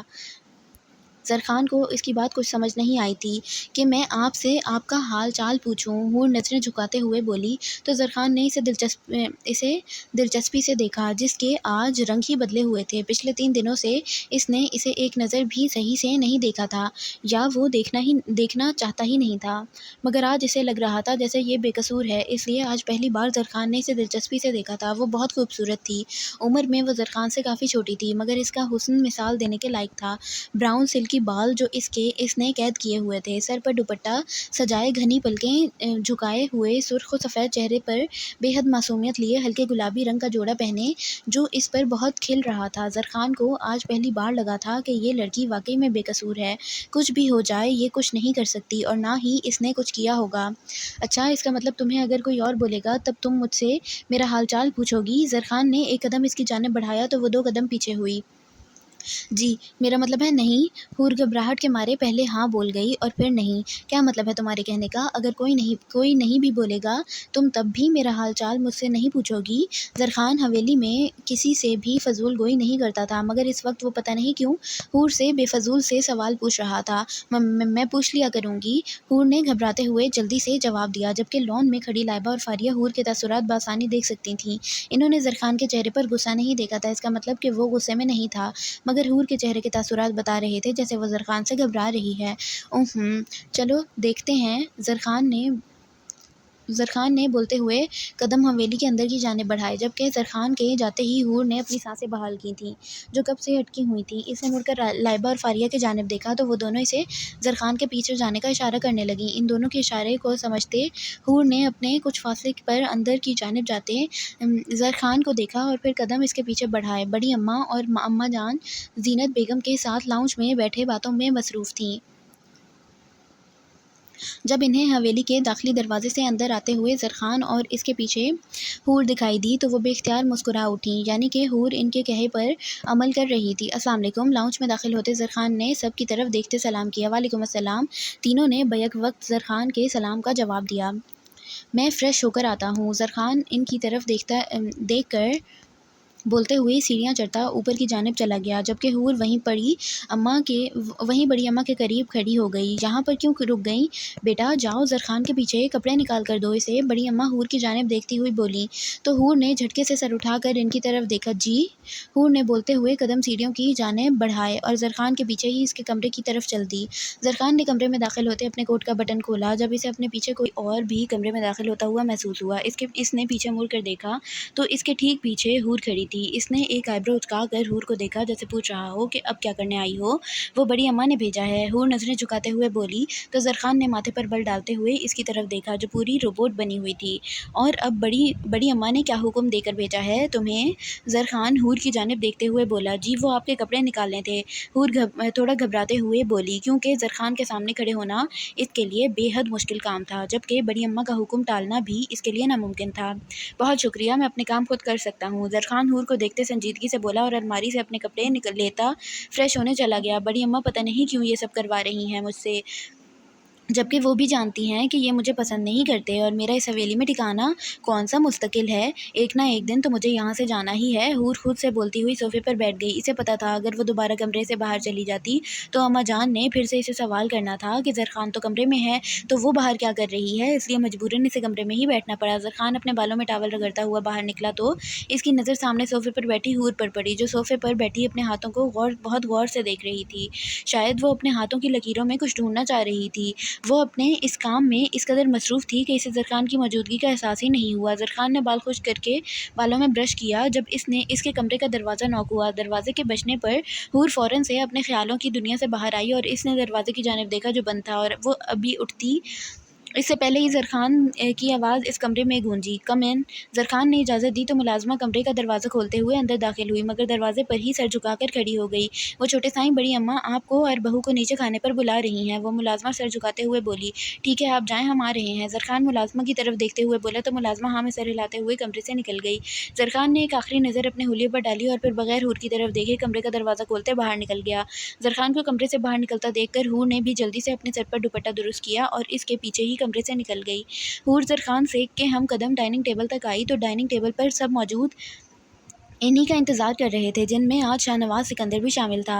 अस्सलाम वालेकुम। हूर नज़र झुकाते हुए मुश्तरका सलाम किया और जाकर लाइबा के साथ वाली कुर्सी पर बैठ गई, जबकि ज़रख़ान के साथ वाली कुर्सी पर अरहम बैठा हुआ था। खाना बिल्कुल खामोशी से खाया गया और किसी ने भी एक दूसरे से किसी मामले में कोई गुफ्तगू नहीं की थी। शायद ये इस हवेली का असूल था कि खाने के दौरान कोई भी नहीं बोलता था। जो भी बात होती थी खाने के बाद ही होती थी। ये चीज़ हूर पिछले 3 दिनों से नोट कर रही थी। जब पहले दिन वो इनके दरमियान बैठी थी तो इसने पहली बार ज़रख़ान और सहज़ेब साहब को आपस में गुफ्तगू करते देखा था। इसके अलावा किसी ने कोई बात नहीं, किसी ने किसी से कोई बात नहीं की थी और इसके बाद भी जब भी खाना खाया गया खामोशी से ही खाया गया था। अम्मा जान, मुझे 1 कप चाय बनवा कर मेरे कमरे में भिजवा दें। अरहम अम्मा जान की तरफ देखते हुए बोला और अपनी कुर्सी से उठ खड़ा हुआ। फ़ारिया, जाओ बेटा, सबके लिए चाय बना कर लाओ। अम्मा जान फ़ारिया की जानिब देखते हुए बोलीं तो फ़ारिया फ़ौरन से उठ खड़ी हुई, जबकि खाना तो वो कब से खा चुकी थी। शराज़ कब आ रहा है वापस? कुछ पता चला? बड़ी अम्मा सहज़ेब सिकंदर की जानिब देखते हुए बोलीं। बड़ी अम्मा शराज़ी सिकंदर को शराज़ ही कहती थीं। वो इनका सबसे छोटा और लाडला बेटा था और इन्होंने हमेशा इनके मामले में हिजर काटा था। जी अम्मा, कुछ दिन पहले बात हुई थी तो इसने बताया था कि वो जल्द जल्द आएगा मिलने। सहज़ेब सिकंदर बड़ी अम्मा की तरफ देखते मुस्कुराते हुए बोले तो इन्होंने खामोशी से हाँ में सर हिला दिया। इंतज़ार के अलावा वो कुछ नहीं कर सकती थीं। अपनी आखिरी औलाद के मामले में वो हमेशा सब्र ही करती आई थीं और इन्होंने अब भी इनका इंतज़ार ही करना था। खाना खाने के बाद सब अपने अपने कमरों में जा चुके थे, जबकि हूर, फ़ारिया और लाइबा किचन में मौजूद थीं। भाभी, आप लाला के लिए चाय कमरे में लेकर जाएंगी? फ़ारिया हूर की जानिब देखते हुए बोली तो हूर ने झटके से सर उठाकर फ़ारिया की जानिब देखा। क्या हुआ, ऐसे क्यों देख रही हैं? आप हमारी भाभी ही हैं और वैसे भी आप हम दोनों से रिश्ते में भी और उम्र में भी बड़ी हैं, तो हम आज से आपको भाभी ही बोलेंगे। फ़ारिया मुस्कुराते हुए बोली, ये लें लाला की चाय। और आपको एक बात बतानी थी, खाने के बाद लाला रोज़ाना चाय पीकर ही सोते हैं, तो आज से लाला के लिए चाय आप बना कर लेके जाया करेंगी, ठीक है? फ़ारिया हूर के हाथों में ट्रे थमाते हुए बोली, और ये लें, आप अपने होने वाले शौहर की चाय जल्दी से इनके कमरे में भी पहुंचा दें, वरना वो खुद लेने आ जाएंगे, और अगर वो खुद आए तो फिर आगे तो आप जानती हैं। लाइबा अपने शरारत भरे अंदाज में फ़ारिया की तरफ देखते हुए बोली और चाय का 1 कप पकड़ के फ़ारिया के हाथों में थमाया तो इसने लाइबा को एक ज़बरदस्त घूरी से नवाजा। मैं नहीं जा रही, तुम चाय देकर आओ। फ़ारिया कप वापस रखते हुए बोली, अम्मा जान ने तुम्हें बोला था तो तुम चाय देने जाओगी। मैं तो नहीं जा रही, मुझे बहुत नींद आ रही है, मैं जा रही हूँ अपने कमरे में। बाय बाय, अब तुम और तुम्हारा काम जाने। लाइबा फ़ारिया को हरी झंडी दिखाती हुई किचन से बाहर निकल गई, जबकि वो इसके पीछे इसे आवाज़ें ही देती रह गई। लाइबा के जाने के बाद फ़ारिया ने मुँह बसोरते हुए चाय का कप पकड़ा और हूर की जानिब देखा, जो इसे देखकर मुस्कुराहट दबा रही थी। भाभी, और आप तो मजाक ना उड़ाएं। आप तो जानती भी नहीं हैं कि वो जल्लाद कैसे हैं। इनका दिल करे तो वो मुझे कच्चा ही चबा जाएं। फ़ारिया मुंह बनाते हुए बोली, ऐसे नहीं कहते, तुम्हारे होने वाले शौहर हैं। हूर शरारत से बोली, शौहर पता नहीं मेरा शादी के बाद क्या बनेगा, मुझे तो अभी से यही फ़िक्र खाई जा रही है। फ़ारिया सदमे की कैफियत में बोल रही थी। अच्छा, ये बाद में सोच लेना, अभी चाय ठंडी हो रही है, अपने होने वाले शौहर को पहुँचाओ। हूर फ़ारिया की तरफ देखते हुए बोली और कदम किचन से बाहर के जानिब बढ़ाए तो फ़ारिया भी इसके पीछे ही चल दी। अरहम के कमरे के आगे रुकते फ़ारिया ने दरवाज़ा नॉक किया तो कोई जवाब नहीं आया। इसने दरवाज़ा दोबारा नॉक किया लेकिन फिर भी कोई जवाब नहीं आया। खड़ूसपन की भी हद होती है, बंदा बाहर खड़ा चाहे मर जाए मगर इनके नखरे ही ख़त्म नहीं होते। मजाल है जो आगे से पहली बार में जवाब दे जाएँ। फ़ारिया मुँह बनाती हुई बड़बड़ा रही थी जब अचानक कमरे का दरवाज़ा खुला। अरहम को अपने सामने देखकर वो हड़बड़ा ही गई। चाय की ट्रे इसके हाथों से गिरते गिरते बची थी। खुद से बातें करने का इतना ही शौक है तो कहीं और जाकर कर लिया करो, मेरे कमरे के आगे खड़े हो अपने फ़लसफ़े झाड़ने की ज़रूरत नहीं। अरहम फ़ारिया की तरफ देखते हुए कड़वे तरीन लहजे में बोला। अरहम की बातें सुनकर फ़ारिया का तो मानो जैसे गला ही कड़वा हो गया था। इसने बगैर बोले ही चाय की ट्रे अरहम की जानिब बढ़ाई तो अरहम ने सद निगाहों से पहले फ़ारिया की जानिब देखा और फिर इसके हाथों में पकड़ी हुई ट्रे को और हाथ बढ़ाकर इसने ट्रे से कप पकड़ लिया।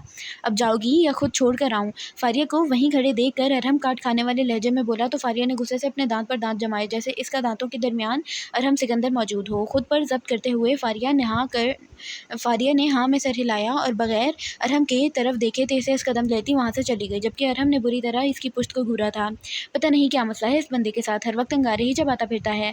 मैं तो हमेशा कड़वा समझती थी, लेकिन ये तो करेले से कहीं दर्जे आगे कड़वा इंसान है। हद होती है, मुझे तो इसकी तरफ देखते मुझे तो इस तरह देखते हैं जैसे मैंने इनकी जायदाद धोखे से अपने नाम करवा ली हो। फारिया गुस्से से बोलती हुई अपने कमरे में दाखिल हुई और आराम से दरवाज़ा खोला, जबकि सामने बेड पर रिलैक्स अंदाज में बैठी लाइबा हड़बड़ा कर उठी थी। क्या हो गया? कौन सी जंग लड़कर आ रही हो जो इतने गुस्से में हो? लाइबा फारिया की जानिब देखते हुए बोली, जिसका चेहरा गुस्से की वजह से सुर्खनार बना हुआ था।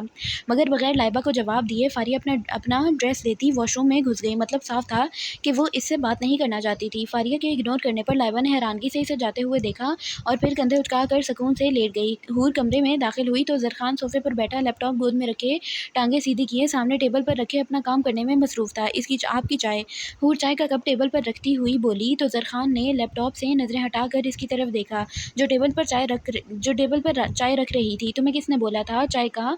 जरखान हूर की तरफ देखते हुए पूछने लगा। वो फारिया ने बताया था कि आप खाने के बाद चाय पीते हैं, इसलिए। हूर नज़र झुकाते हुए बोली। हूर की बात सुनकर जरखान ने एक नज़र इसे गौर से देखा जो पिछले कुछ घंटों से खालिस बीवियों वाले फ़र्ज निभा रही थी। तुम्हें ये सब काम करने की ज़रूरत नहीं, इस हवेली में बहुत से मुलाजिम मौजूद हैं, जरखान ने संजीदा लहजे में बोला और दोबारा से अपनी नज़र लैपटॉप पर जमा ली।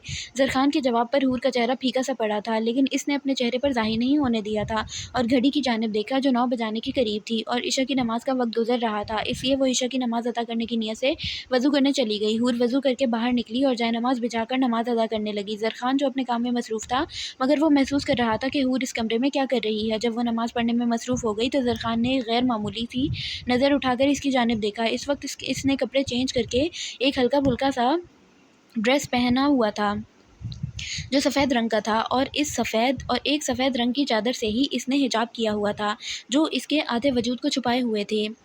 इसके वजूद से होती नज़रें इसके चेहरे पर गईं तो न चाहते हुए भी जरखान बिना पलक झपकाए इसके चेहरे को देखने लगा। इसका चेहरा इस वक्त यूँ लग रहा था जैसे इसके चेहरे से नूर झलक रहा हो। वो खूबसूरत थी, बल्कि वो बहुत ज़्यादा खूबसूरत थी, मगर नमाज अदा करते हुए इसका चेहरा चमक रहा था। जरखान के दिल ने एकदम से इसे गवाही दी कि ये लड़की जो इसके सामने मुसल्ले पर बैठी है वो इस लड़की के साथ ज़्यादती कर रहा है। अपने दिल की पुकार पर जरखान ने फ़ौरन से हूर के चेहरे से अपनी नज़रें हटाई थीं। कैसी ज़्यादती? मैंने तो इसके साथ अभी तक कुछ नहीं किया, मैंने तो सिर्फ इसे अभी अपने निकाह में ही रखा है। मैंने इस लड़की के साथ कोई ज़्यादती नहीं की और जिस दिन ये साबित हो गया कि इसका भाई और ये कसूरवार नहीं है, इस दिन मैं इस लड़की को आज़ाद कर दूंगा। जरखान ने जैसे अपने दिल को जवाब दिया था।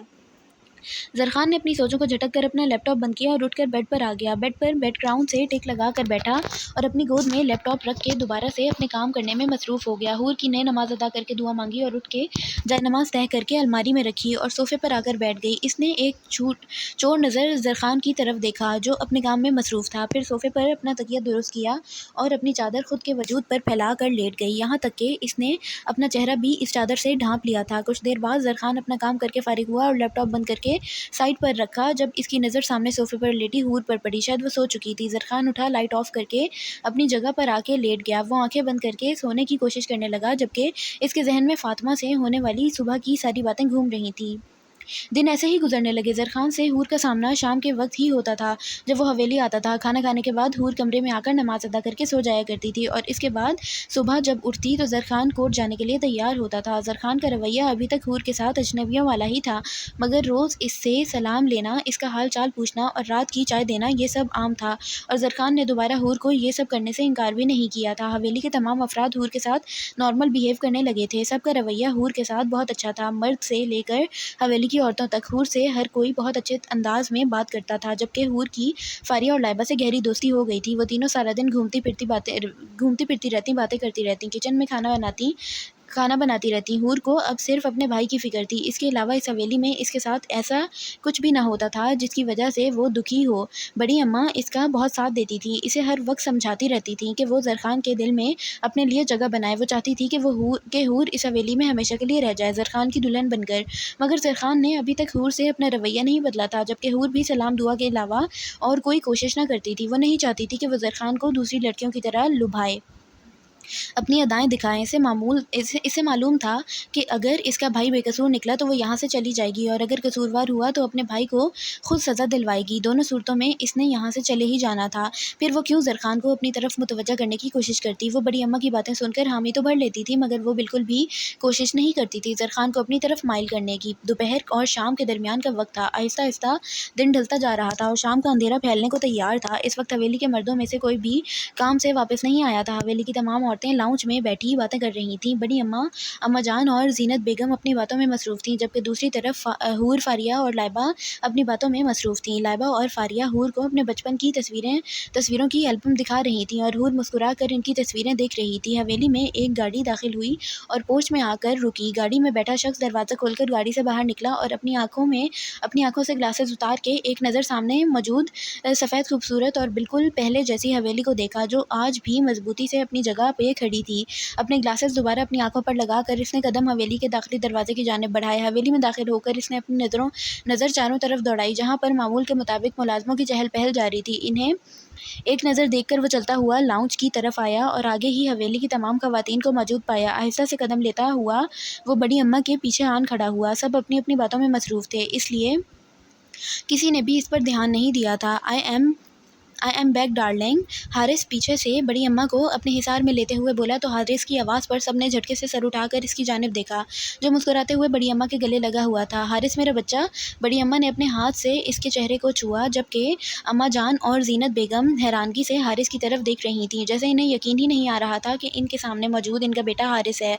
जी हाँ, मैं हारिस, बड़ी अम्मा को छोड़ता हुआ अम्मा जान की तरफ बढ़ा और इन्हें कस के गले लगाया। अपनी माँ के लम्स को महसूस करते ही हारिस को अपना खालीपन ख़त्म होता हुआ महसूस हो रहा था। 8 साल की दूरी थी। 8 साल वो अपने घर वालों से, अपने अजीज़ रिश्तों से, अपने माँ बाप के लम्स से दूर रहा था और इसके सीने में इन सब से मिलने की क्या तड़प थी, वो शायद अपनी ज़ुबान से बयान नहीं कर सकता था। अम्मा जान की आँखें बेसाख्ता नम हुई थीं। अपने जिगर के टुकड़े को अपने सामने 8 साल बाद देखना, इसे अपने गले लगाना, इसे महसूस करना, इनकी आंखों से अश्क जारी हो गए थे।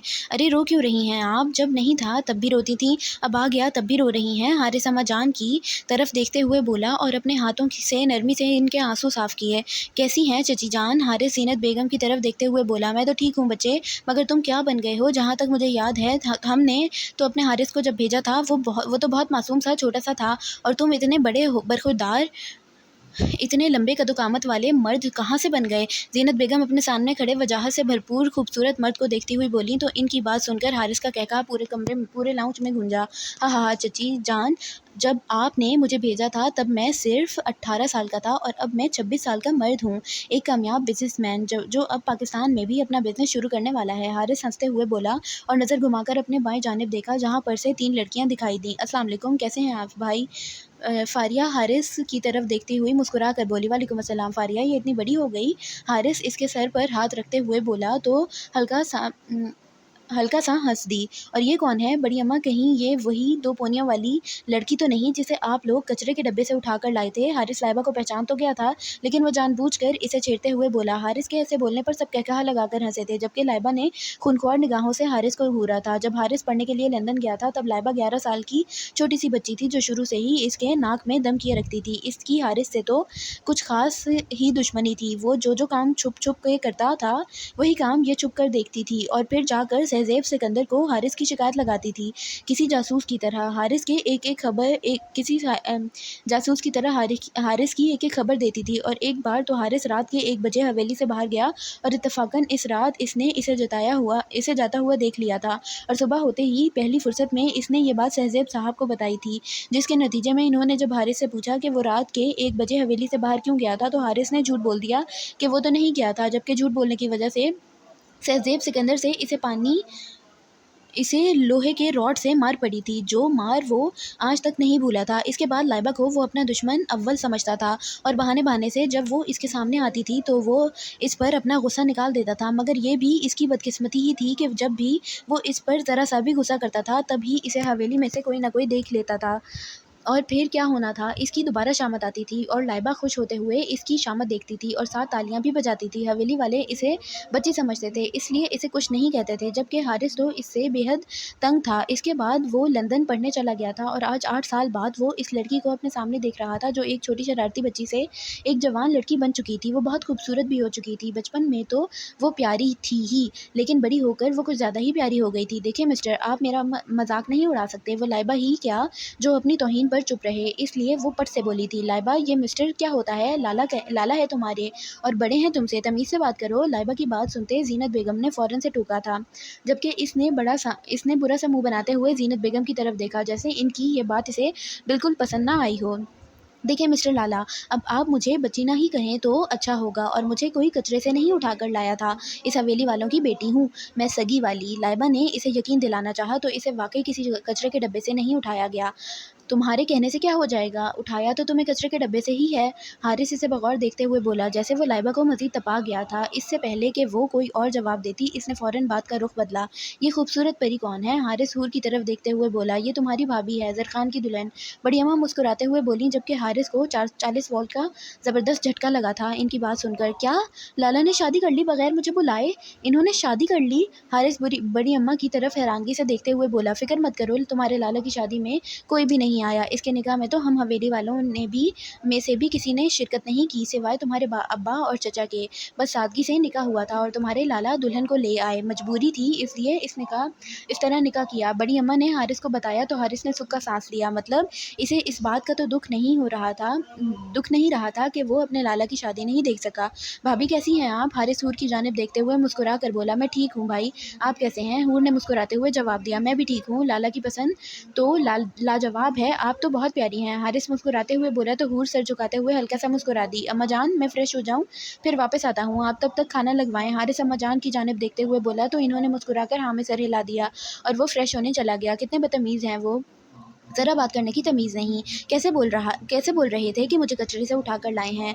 लाइबा कब से किचन में एक साइड पर कुर्सी पर बैठी साथ साथ सेब खा रही थी और साथ साथ अपनी भड़ास भी निकाल रही थी। अच्छा, इतना जल भुन क्यों रही हो? बस कर दो, लाला हैं हमारे, हमसे बड़े हैं, अगर बोल भी दिया तो क्या फ़र्क पड़ गया? कौन सा, तुम वाकई में कचरे के डब्बे से उठाकर लाई गई हो? फारिया लाइबा की तरफ देखते हंसते हुए बोली तो इसने फारिया को घूरा। हाँ छोड़ो, तुम मजाक कर रहे थे, वो तो और मजाक को दिल पे नहीं लेते। हूर ने भी लाइबा को समझाना चाहा। जी नहीं, शक्ल देखी थी आपने, इनकी शक्ल से ही सड़े गरेले लग रहे थे, खड़ूस कहीं के। पता नहीं इन्होंने कैसे हंस के बात कर ली, जबकि शक्ल से तो अजीब से ही लगते हैं। लाइबा अपना अंदाज़ा लगाती हारिस के शान में कसीदे पढ़ रही थी। अहम अहम। अभी लाइबा कुछ और भी बोलती, इसे अपने ठीक पीछे से एक आवाज़ सुनाई दी। इसने झटके से मुड़कर देखा तो इसके ठीक पीछे हारिस खड़ा था, जो इसे बुरी तरह घूर रहा था। इसको देखते ही वो झटके से कुर्सी से उठी। अरे लाला, आप यहाँ क्यों आ गए? हम तो बाहर खाना लगा रहे थे। फारिया हारिस की जानिब देखते हुए बोली, हाँ गुड़िया, बस पानी पीने आया था, मगर यहाँ पर मेरी शान में ऐसे कसीदे पढ़े जा रहे हैं, मुझे मालूम नहीं था। हारिस लाइबा की तरफ देखते संजीदा लहजे में बोला तो फारिया को फ़ौरन महसूस हुआ कि वो भी अरहम की तरह ही बेहद संजीदा मर्द है। कुछ देर पहले लाउंज में जिस लहजे में वो बात कर रहा था, इसके चेहरे पर या इसके बात करने के अंदाज में कहीं दूर दूर तक भी वो झलक नहीं थी जो इन्होंने बाहर देखी थी। हारिस की बात सुनकर हूर ने जल्दी से फ्रिज में से पानी निकाला और एक गिलास में डालकर पानी हारिस की जानिब बढ़ाया। शुक्रिया, हारिस ने बोलते हुए गिलास पकड़ा और एक आखिरी खुनख्वार नज़र लाइबा की तरफ देखता किचन से बाहर निकल गया। हारिस के जाते ही लाइबा ने अपना रुका हुआ सांस बहाल किया था। उफ, मुझे तो लगा आज मैं मर ही जाऊंगी। लाइबा कुर्सी पर वापस बैठते हुए बोली, हाँ, और इसीलिए अब अपनी ज़ुबान को कंट्रोल में रखा करो। जो तुम हर किसी के सामने चला लिया करती हो ना, लाला के सामने मत चलाना। वो तुम्हारी तरह बेवकूफ़ या दिमाग से फारिग नहीं है, जो तुम्हारी बात का जवाब तुम्हारी तरह ही देंगे।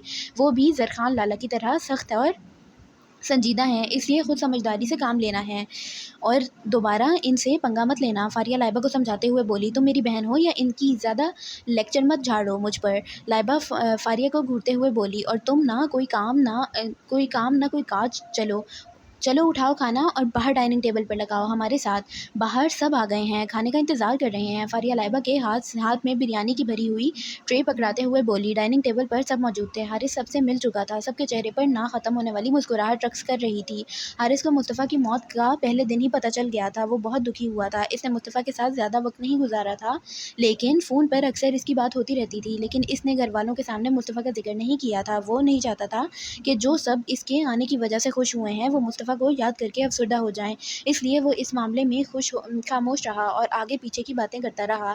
کھانا کھانے کے بعد تمام مرد حضرات لاؤنج میں جا کر بیٹھ گئے تھے، جبکہ اماں جان اور بڑی اماں آرام کرنے اپنے کمرے میں جا چکی تھیں۔ فاریہ اور حور کچن میں موجود چائے بنا رہی تھیں، جبکہ لائبہ میڈم کو تو بہت نیند آ رہی تھی اور اس لیے وہ آج جلدی ہی سونے چلی گئی تھیں۔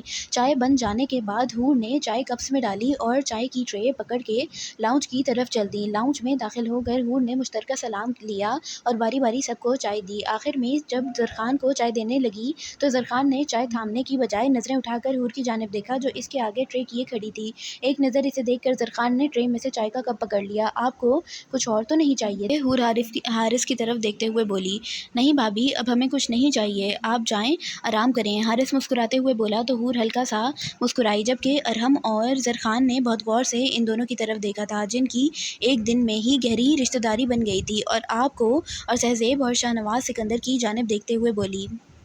نہیں بیٹا، ہمیں کچھ بھی نہیں چاہیے، آپ جاؤ آرام کرو، شاہ نواز صاحب نے مسکرا کر جواب دیا۔ اور بھائی، آپ کو کچھ چاہیے تو بتا دیں، حور اب کی بار ارحم کی جانب دیکھتے ہوئے بولی۔ پہلی بار کسی کے منہ سے بھائی لفظ سن کر ارحم کو اپنے اندر کچھ عجیب سا محسوس ہوا۔ اس نے نظر اٹھا کر حور کے جانب دیکھا۔ نہیں، مجھے کچھ نہیں چاہیے، ارحم نے نرمی سے جواب دیا اور چائے کا کپ لبوں سے لگا لیا۔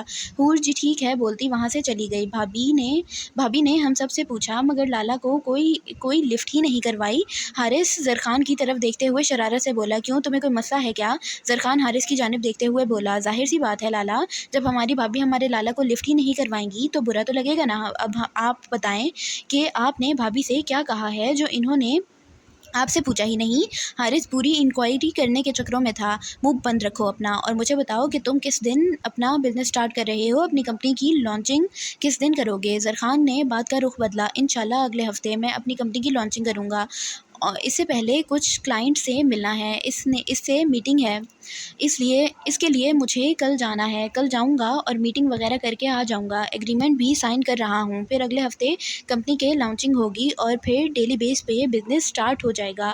حارث نے چائے کے کپ لیتے ہوئے ساری تفصیل بتائی تو اس نے ہاں میں سر ہلایا اور وہ سب دوبارہ سے بزنس کی باتوں میں مصروف ہو گئے۔ زرخان اپنے کمرے میں داخل ہوا تو کمرے میں گھوپ اندھیرا تھا۔ اس نے لائٹ آن کی تو سامنے صوفے پر حور کو سوتے پایا۔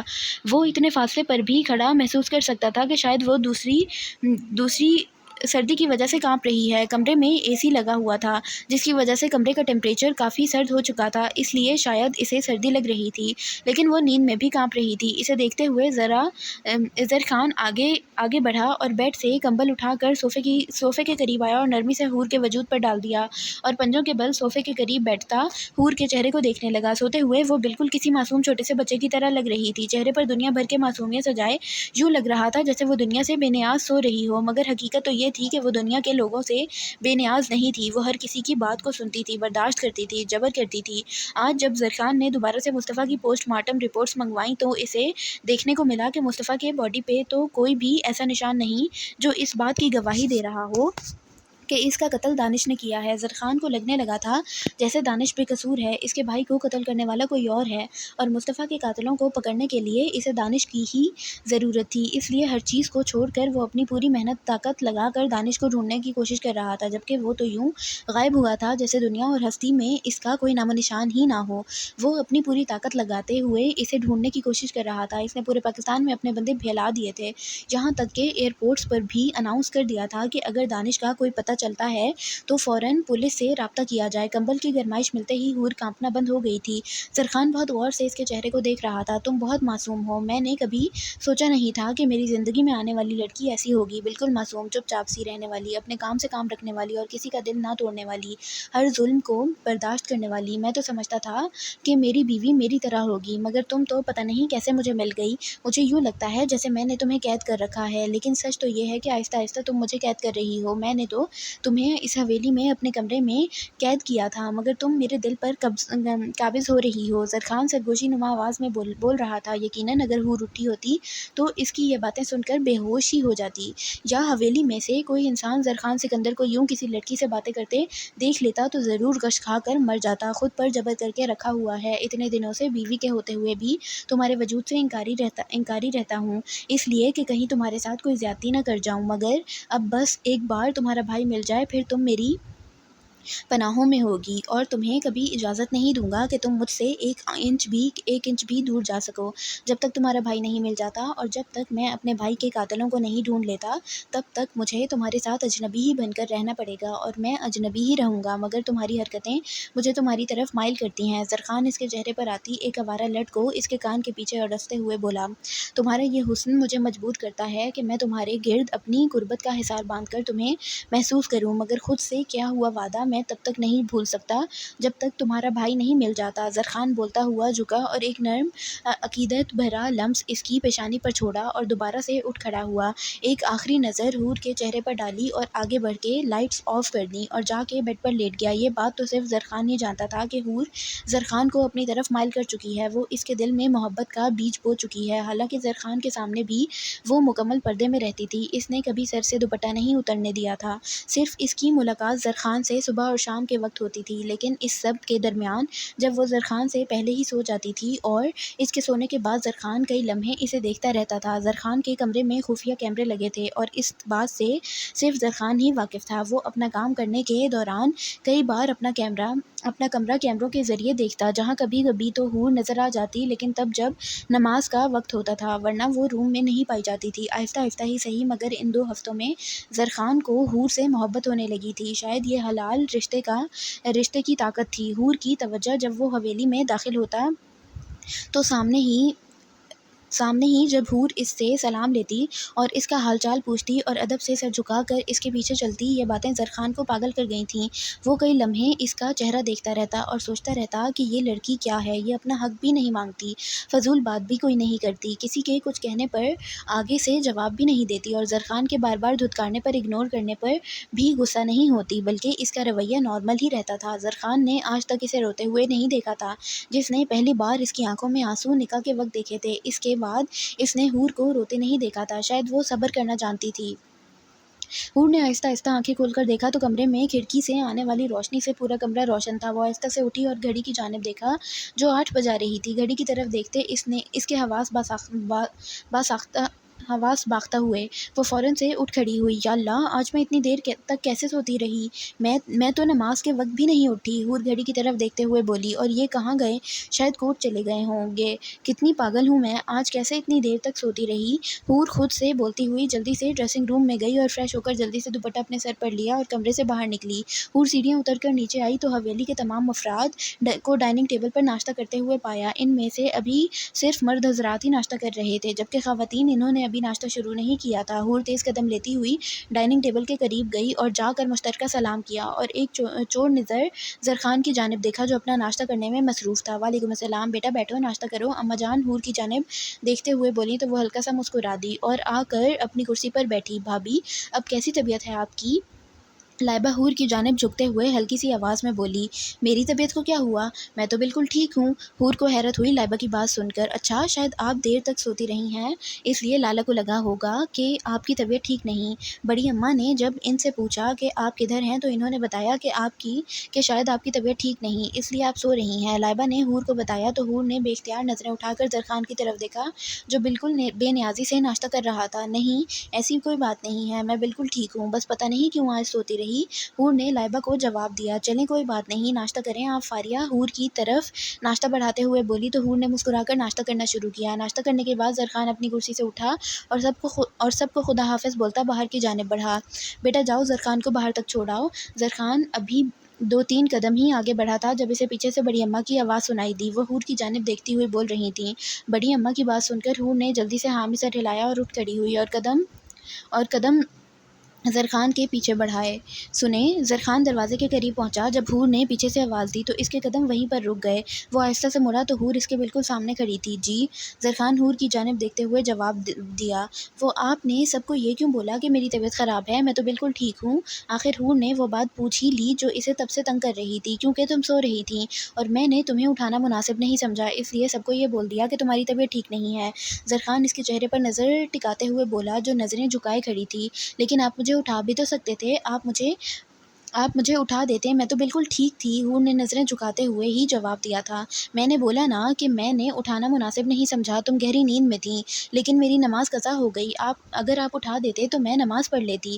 حور نے نظر اٹھا کر زرخان کی طرف دیکھتے ہوئے بولا، مگر اسے خود کی طرف سے دیکھتا پا کر دوبارہ نظریں جھکا لیں۔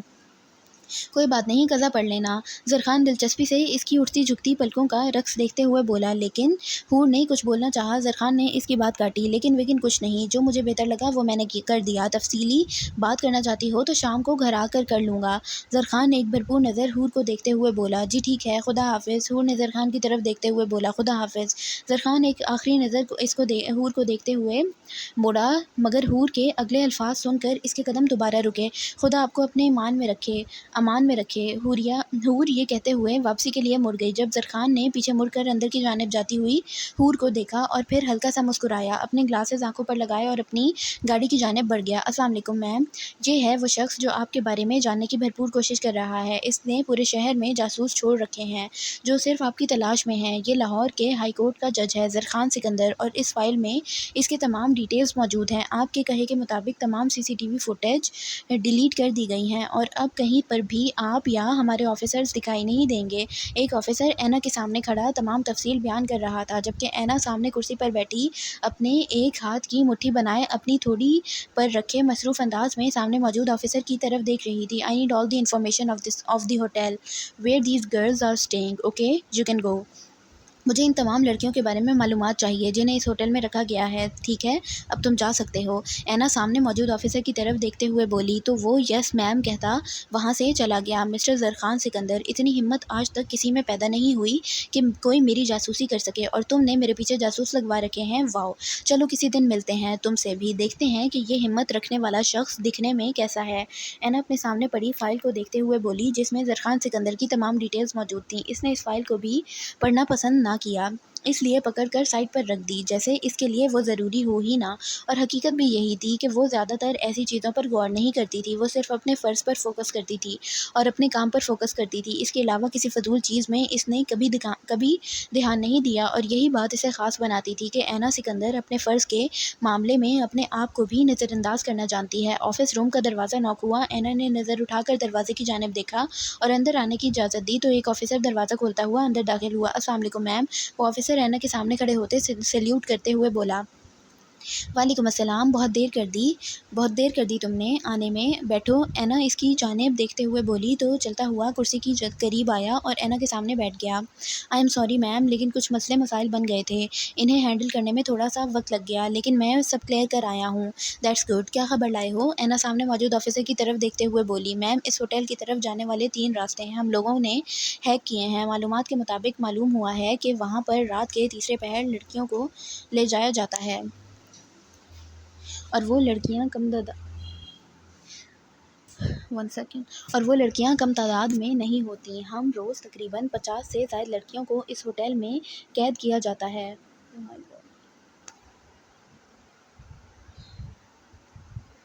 اور دن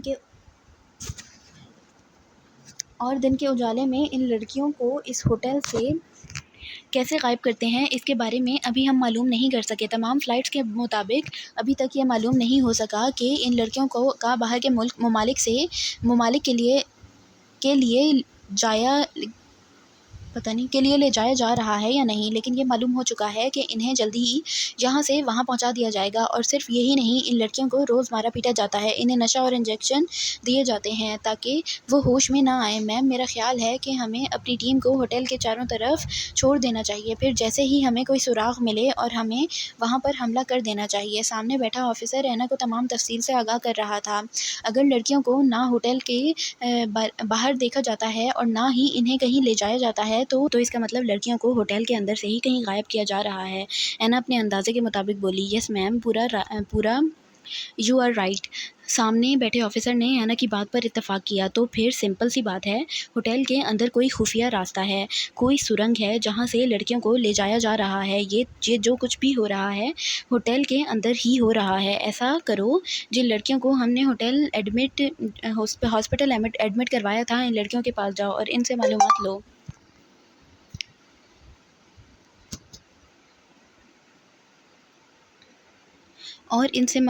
ان سے پوچھ تاچھ کرو، کچھ نہ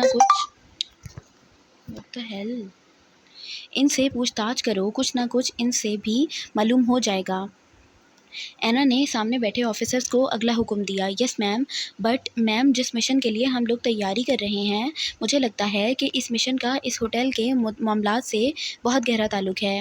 آبویسلی، ایبسلیوٹلی رائٹ۔ صرف تعلق ہی نہیں، یہ دونوں معاملات ایک ہی ہیں۔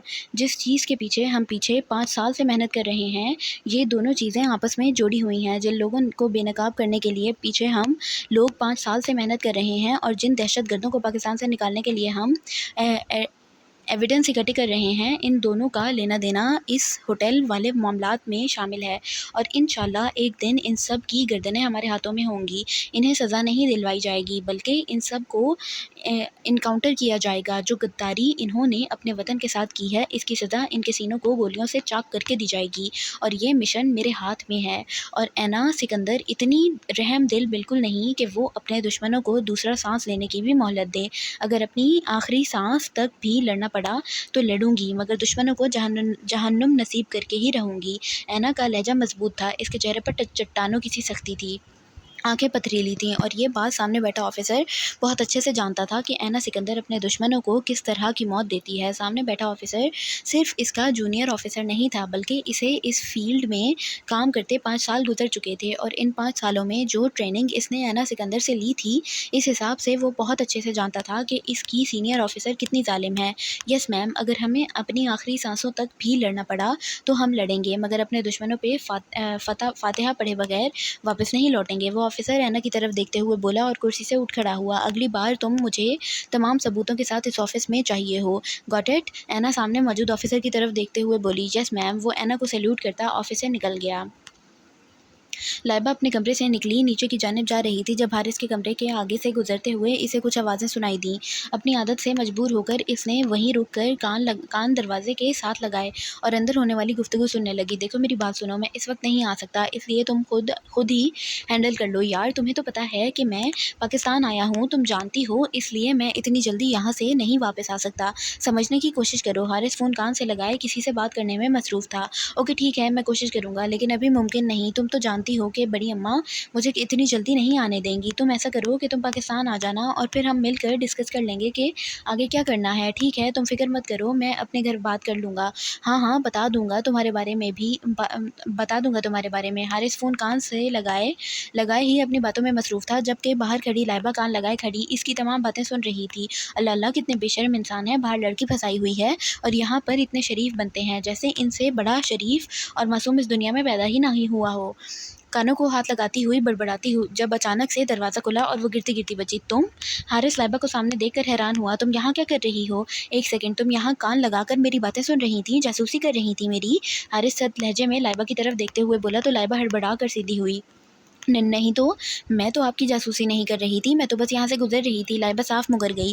جسٹ شٹ اپ، مجھے بیوقوف سمجھ رکھا ہے تم نے، یہ تمہاری بچپن کی سے عادت ہی نہیں گئی، میری جاسوسی کرنا، چھپ چھپ کر میری باتیں سننا۔ حارث لائبہ کو گھورتے ہوئے غصے بھرے لہجے میں بول رہا تھا۔ دیکھیں لالا، میں نے آپ کی کوئی جاسوسی نہیں کی، آپ مجھ پر الزام مت لگائیں۔ لائبہ حارث کی طرف دیکھتی ہوئی معصوم سی شکل بنا کر بولی۔ پھر یہاں میرے کمرے کے باہر کیا کر رہی تھی تم؟ جہاں تک میرا خیال ہے میں نے تو تمہیں پہرا دینے کے لیے نہیں، اپنے کمرے کے باہر نہیں، بالکل بھی نہیں کھڑا کیا تھا۔ پھر یہاں میرے کمرے کے دروازے کے ساتھ کان لگا کر کھڑی کون سے ایکسپیریمنٹ کر رہی تھی تم؟ حارث اسے گھورتے ہوئے بولا۔ اب میری چوائس اتنی بھی بری نہیں ہے کہ میں ایکسپیریمنٹ کے لیے آپ کے کمرے کا انتخاب کروں، لائبہ ہلکی آواز میں بڑبڑائی، جس کی آواز سامنے کھڑے حارث کی سماعتوں تک آسانی سے پہنچ چکی تھی۔ کیا بکواس کی ہے تم نے؟ حارث لائبہ کی کلائی اپنی سخت گرفت میں لیتے ہوئے بولا تو تکلیف سے وہ سسکی۔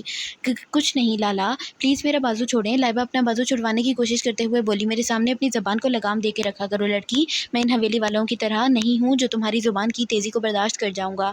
اگر اگلی بار میرے سامنے کوئی بھی فضول بکواس کی تو چمڑی ادھیڑ دوں گا تمہاری۔ حارث اس کے منہ پہ گرایا اور جھٹکے سے اس کا بازو چھوڑا اور لمبے لمبے ڈگ بھرتا وہاں سے چلا گیا۔ جلاد کہیں کے، سڑے ہوئے کریلے، ہائے اللہ میرا بازو توڑ دیا، کتنے جلاد ہیں یہ، لائبہ دہائیاں دیتی ہوئی بولی اور دل ہی دل میں حارث کو ہزار صلواتوں سے نوازتی ہوئی آگے بڑھ گئی۔ اس وقت حور لائبہ اور فاریہ حویلی کے بغیچے میں موجود امرودوں کے درخت کے پاس کھڑی امرود توڑنے کی کوشش کر رہی تھی، جس میں لائبہ اور فاریہ بڑی طرح ناکام ہو رہی تھیں۔ بھابھی، آپ کا قد ہم دونوں سے لمبا ہے، آپ کا ہاتھ بھی پہنچ جائے گا، آپ پکڑیں۔ لائبہ हूर की तरफ देखती हुई बोली तो उसने एक नज़र ऊंचे खड़े दरख्त की तरफ देखा और फिर लाइबा की तरफ। मैं तुम्हें कहाँ से इतनी लंबी नज़र आती हूँ? ये जो तुम्हारे सामने 12 फुट लंबा दरख्त खड़ा है, तुम्हें वाकई लगता है कि मैं इस दरख्त तक पहुँच सकती हूँ? हूर हैरत भरी निगाहों से लाइबा की तरफ देखते हुए बोली, अरे भाभी, मेरा मतलब वो नहीं था। देखें, आप इस चेयर के ऊपर खड़ी हों और खड़े होकर आप वो वाली टहनी पकड़ने की कोशिश करें। जब वो आपके हाथ में आ जाएगी तो आप इसे नीचे की तरफ खींच लें। जब आप इसे नीचे की तरफ खींच लेंगी तो हम दोनों जल्दी जल्दी से अमरूद उतार लेंगे। लाइबा हूर की जानिब देखते चुटकी बजाते हुए बोली, जैसे कोई बहुत बड़ा कारनामा अंजाम देने जा रही हो।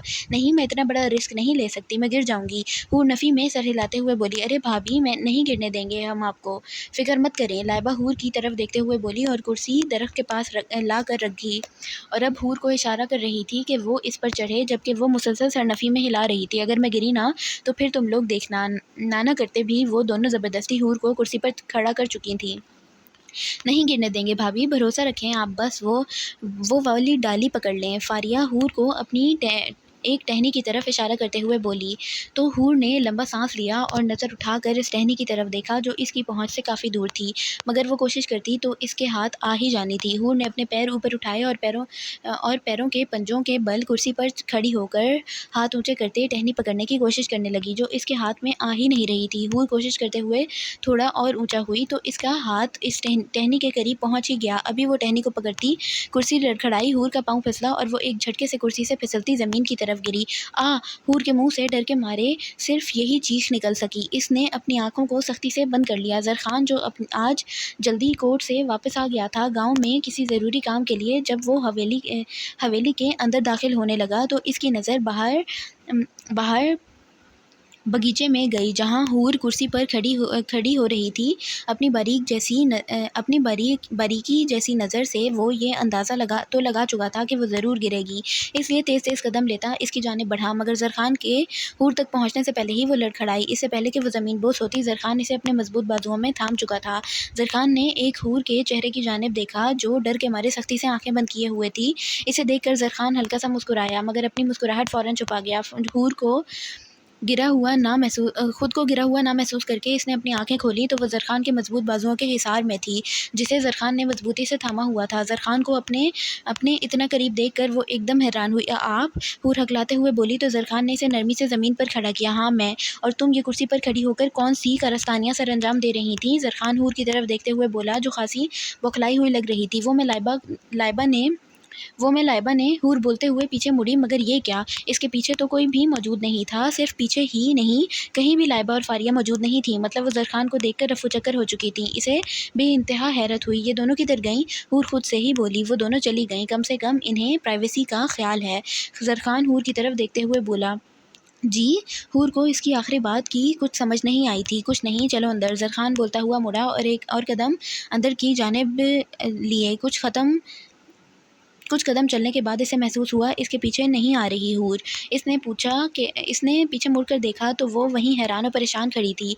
क्या ख्याल है, अब मैं उठाकर अंदर लेकर जाऊं?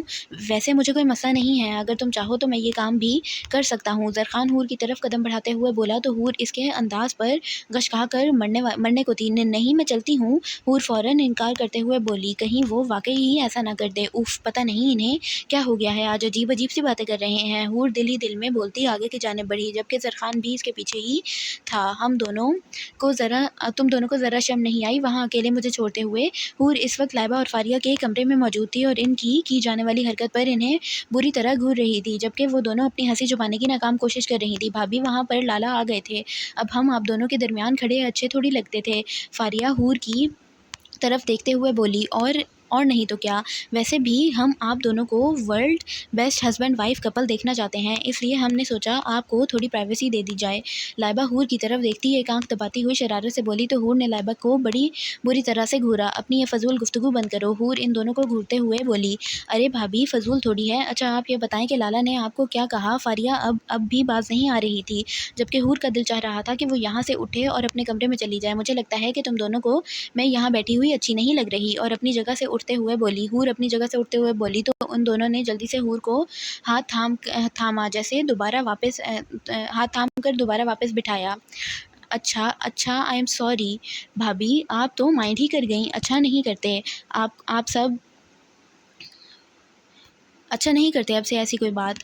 لائبہ مسکراتے ہوئے بولی، بھابھی آپ بول رہی تھی نا آپ کو ہماری تصویروں کا البم دیکھنا ہے جو اس دن ادھورا رہ گیا تھا، چلیں ہم وہ دیکھتے ہیں۔ فاریہ تصویروں سے بھرا البم اٹھاتی حور کے قریب بیٹھتے ہوئے بولی اور پھر وہ تینوں حویلی کے تمام افراد کی پرانی تصویریں دیکھنے لگیں۔ زرخان اپنے کمرے میں بیٹھا پچھلے آدھے گھنٹے سے حور کے آنے کا انتظار کر رہا تھا جو میڈم ایسی غائب ہوئی تھی کہ دوبارہ اس کے سامنے ہی نہیں آئی تھی۔ اسے اندازہ تھا کہ وہ اس کے سامنے کیوں نہیں آ رہی، یقیناً وہ اس کی باتوں سے پریشان ہو گئی تھی۔ ضرور وہ یہ سوچ رہی ہوگی کہ آج اسے کیا ہو گیا، آگے پیچھے تو انگارے چبائے پھرتا تھا۔ اپنی ہی سوچ پر زرخان مسکرایا اور پھر اٹھ کر اجرک اپنے کندھوں پر ڈالی اور اس وقت وہ مکمل سفید لباس میں موجود تھا، سفید شلوار قمیض پہنے، سفید ہی اجرک کندھوں پر ڈالے۔ وہ کسی ریاست کا شہزادہ معلوم ہو رہا تھا، مگر شہزادے ایسے تو نہیں ہوتے، شہزادے تو رحم دل ہوتے ہیں، لیکن زرخان سکندر صرف حویلی کے اندر ہی رحم دل تھا، باہر کی دنیا میں وہ کیسا جابر انسان تھا یہ صرف باہر کے لوگ ہی جانتے تھے۔ ایسی اپنی گھڑی کلائی میں پہن کر موبائل اٹھاتے زرخان کمرے سے باہر نکل گیا۔ زرخان سیڑھیاں اتر کر نیچے آیا تو سامنے ہی صوفے پر حور فاریہ اور لائبہ کے ساتھ بیٹھی ہوئی دکھائی دی۔ وہ ان کی کسی بات پر مسکرا رہی تھی اور وہ مسکراتی ہوئی اتنی خوبصورت لگ رہی تھی کہ زرخان کا دل چاہا کہ وہ یہیں رک کر حور کو مسکراتا ہوا دیکھتا رہے۔ اس نے آج حور کو پہلی بار مسکراتے ہوئے دیکھا تھا اور اس کی مسکراہٹ اتنی خوبصورت ہوگی یہ وہ بالکل نہیں جانتا تھا۔ وہ بے خودی کے عالم میں یک ٹک اسے دیکھے جا رہا تھا اور سیڑھیاں اترتا ہوا نیچے آ رہا تھا جب ایک غیر ارادی طور پر حور نے نظر اٹھا کر سامنے دیکھا، مگر سامنے سیڑھیوں سے آتی زرخان کو خود کی طرف شوق نظروں سے دیکھتا پا کر اس کی مسکراہٹ سمٹی تھی۔ لالا آپ کہیں جا رہے ہیں؟ فاریہ زرخان کی طرف دیکھتی ہوئی بولی۔ ہاں میں پنچایت جا رہا ہوں، اگر اماں جان پوچھیں تو انہیں بتا دینا، ذرا دیر سے آؤں گا۔ زرخان حور کو اپنی نظروں کے حصار میں رکھتے ہوئے بولا جو نظریں جھکائے ہوئے بیٹھی تھی۔ جی ٹھیک ہے لالا، فاریہ نے مسکرا کر جواب دیا تو زرخان اپنی اجرک اپنے کندھوں پر صحیح کرتا ہوا باہر نکل گیا۔ زرخان کے جاتے ہی حور نے نظریں اٹھا کر دیکھا تو زرخان وہاں موجود نہیں تھا۔ حور نے دروازے کی جانب دیکھا تو زرخان دروازے کی جانب جاتا ہوا اسے دکھائی دیا۔ وہ زرخان کو ہی دیکھ رہی تھی جب زرخان رکا اور ایک دم سے پلٹا۔ زرخان کے پلٹنے پر حور سٹپٹائی اور سیدھی ہو کر بیٹھی، جبکہ حور کے اس حرکت پر زرخان کے انابی ہونٹوں تلے دلکش مسکراہٹ رینگ گئی تھی۔ لائبہ اس وقت کچن میں بیٹھی چاکلیٹ کھانے میں مصروف تھی جب حارث کچن میں داخل ہوا، مگر آگے ہی اسے اس افلاطون کے بیٹھے دیکھ کر اس کے چہرے پر سنجیدگی طاری ہو گئی۔ پتہ نہیں کیوں مگر لائبہ کو دیکھتے ہی اس کو خاصا غصہ آ جاتا تھا۔ شاید یہ بچپن کی خار تھی جو وہ نکال نہیں سکا اور باہر چلا گیا، اور اب جب اسے موقع ملا ہے تو اس کا بھرپور فائدہ اٹھا رہا تھا۔ کیا کر رہی ہو تم یہاں؟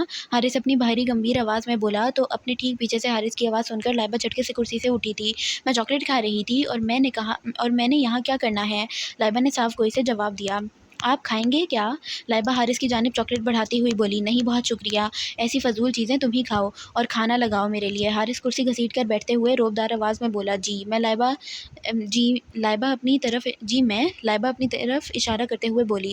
تم نہیں تو اور کون؟ تمہارے علاوہ یہاں پر تمہیں تمہارے فرشتے دکھائی دے رہے ہیں جن سے میں نے بولا ہے؟ حارث اسے گھورتے ہوئے بولا تو اس کے جاہلانہ انداز پر لائبہ کو اس سے خوف آیا، مگر وہ چیز ہی ایسی تھی کہ اس پر خوف طاری ہوتا ہی نہیں تھا، اس لیے فوراً سے پہلے واپس اپنی پرانی پوزیشن میں آئی۔ میرے فرشتے آپ کو کیسے دکھائی دیں گے؟ بھلا انہیں تو کبھی میں نے بھی نہیں دیکھا، لائبہ ہنستے ہوئے بولی جیسے اس کی بات کا مذاق بنا رہی ہو، اور یہی بات حارث کو مزید تیش دلا گئی تھی۔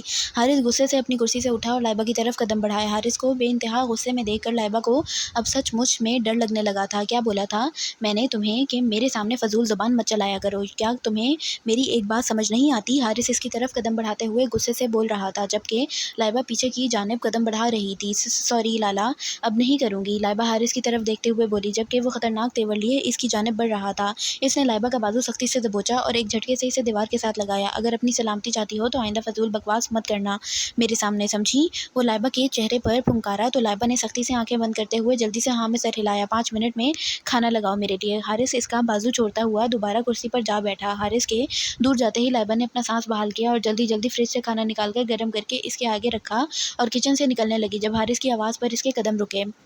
کہاں میں نے تمہیں جانے کا بولا جو تم جا رہی ہو؟ حارث کی سخت غصے والی بھری آواز سن کر لائبہ نے حلق تر کیا۔ لالا آپ نے ہی تو بولا تھا کہ مجھے کھانا لگا کر دو تو میں نے لگا دیا، لائبہ اس کی طرف دیکھتی ہوئی معصومیت سے بولی۔ کھانا لگانے کا بولا تھا، کھانا لگا کر بھاگنے کا نہیں، چائے بناؤ میرے لیے۔ حارث نے اپنا اگلا حکم سنایا تو لائبہ نے جلدی سے دودھ نکالا اور چائے بنانے لگی۔ وہ جلدی یہاں سے نکل جانا چاہتی تھی، اس جلاد کے آس پاس رہنا اس کے لیے بے حد مشکل تھا۔ لائبہ نے جلدی چائے بنا کر کپ میں ڈالی اور چائے کا کپ حارث کے آگے رکھا۔ چینی لے کر آؤ، حارث نے لائبہ کی طرف دیکھتے ہوئے بولا۔ لیکن میں نے تو اس میں چینی ڈالی ہے لالا۔ لائبہ نے بتانا چاہا کہ اس نے تو چینی ڈالی ہے، پھر وہ چینی کیوں مانگ رہا ہے؟ جتنا بولا ہے صرف اتنا کرو، حارث سخت لہجے میں بولا تو لائبہ نے چینی پکڑ کر اس کے آگے رکھی۔ شکل کیا دیکھ رہی ہو؟ ایک چمچ چینی مکس کرو چائے میں۔ حارث کی اگلی بات سن کر لائبہ کا دل چاہا کہ وہاں سے بھاگ جائے اور پیچھے مڑ کر بھی نہ دیکھے، مگر ہائے رے قسمت، وہ یہاں بڑی بری طرح پھنس گئی تھی۔ لائبہ نے ایک چمچ چینی نکال کر اس کی چائے میں مکس کی اور کپ اس کے آگے رکھا۔ حارث نے کپ اٹھا کر لبوں سے لگایا اور دو گھونٹ لینے کے بعد کپ واپس ٹیبل پر رکھا اور اسے کھسکا کر لائبہ کے جانب بڑھایا۔ چائے اچھی نہیں بنی، اب بغیر چینی کی چائے بنا کر لاؤ۔ ارے! حارث کی اگلی بات سن کر لائبہ کا دل کیا کہ وہ اس سائیکو کا سر پھاڑ دے۔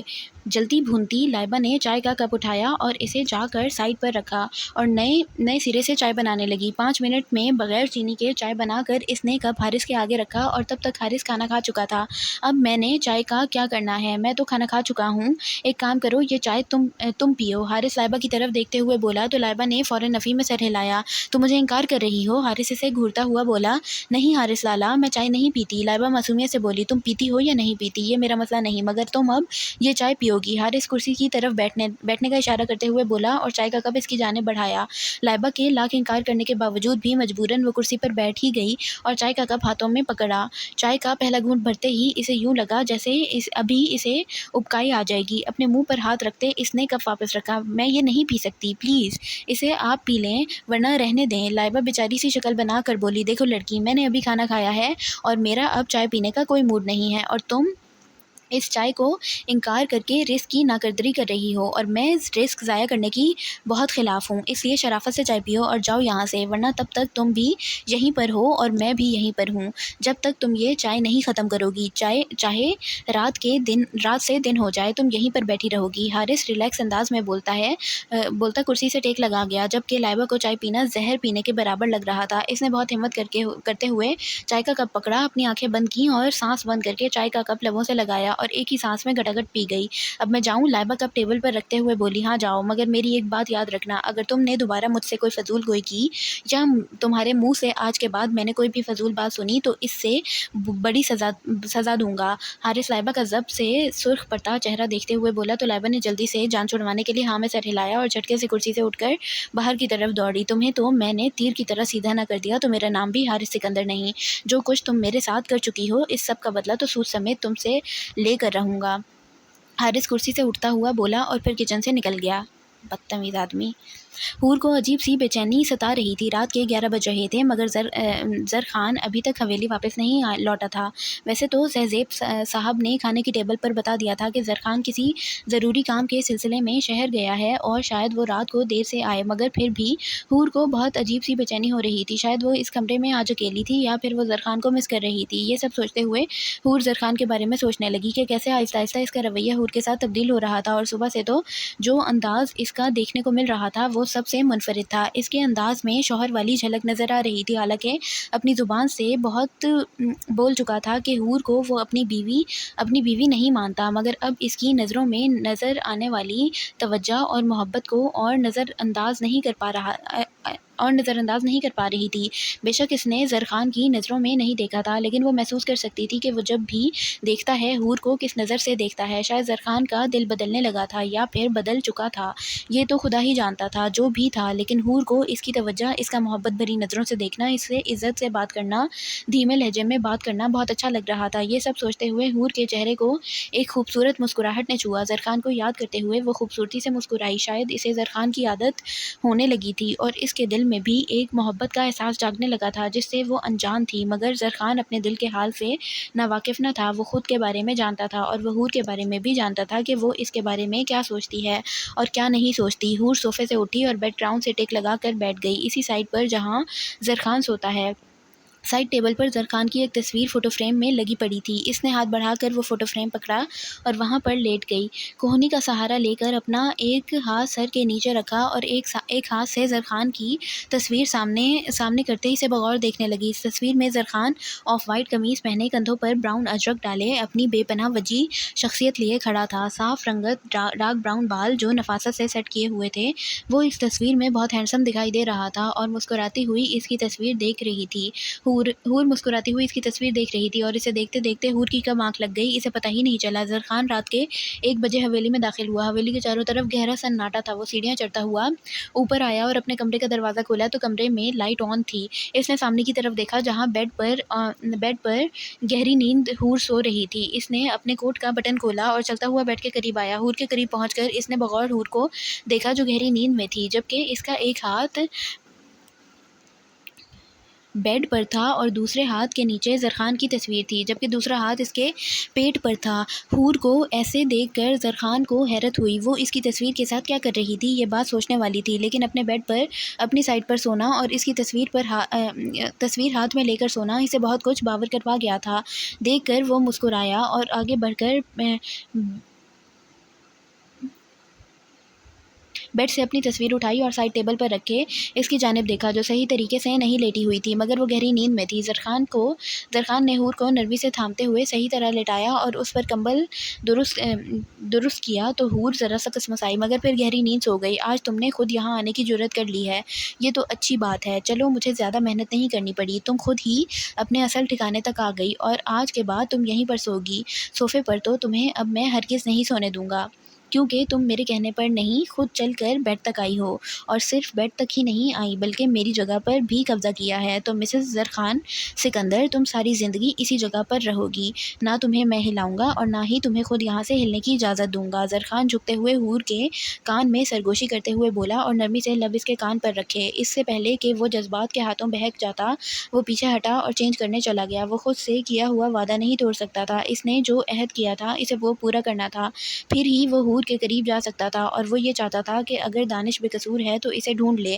اور حور کو اس کا بھائی لوٹا دے۔ وہ نہیں چاہتا تھا کہ حور ساری زندگی اپنے بھائی کی محبت سے محروم رہے اور اپنے بھائی کے لیے ترستی رہے، اس لیے وہ دانش کو ڈھونڈنے کی بھرپور کوشش کر رہی تھی۔ تھوڑی دیر پہلے ہی اسے معلوم ہوا تھا کہ جس لڑکی کے بارے میں وہ جاننے کی کوشش کر رہی ہے وہ لڑکی پاکستان سے جا چکی ہے۔ اب اس کے لیے اور مشکل بن چکی تھی، مگر اس کی کوشش جاری تھی۔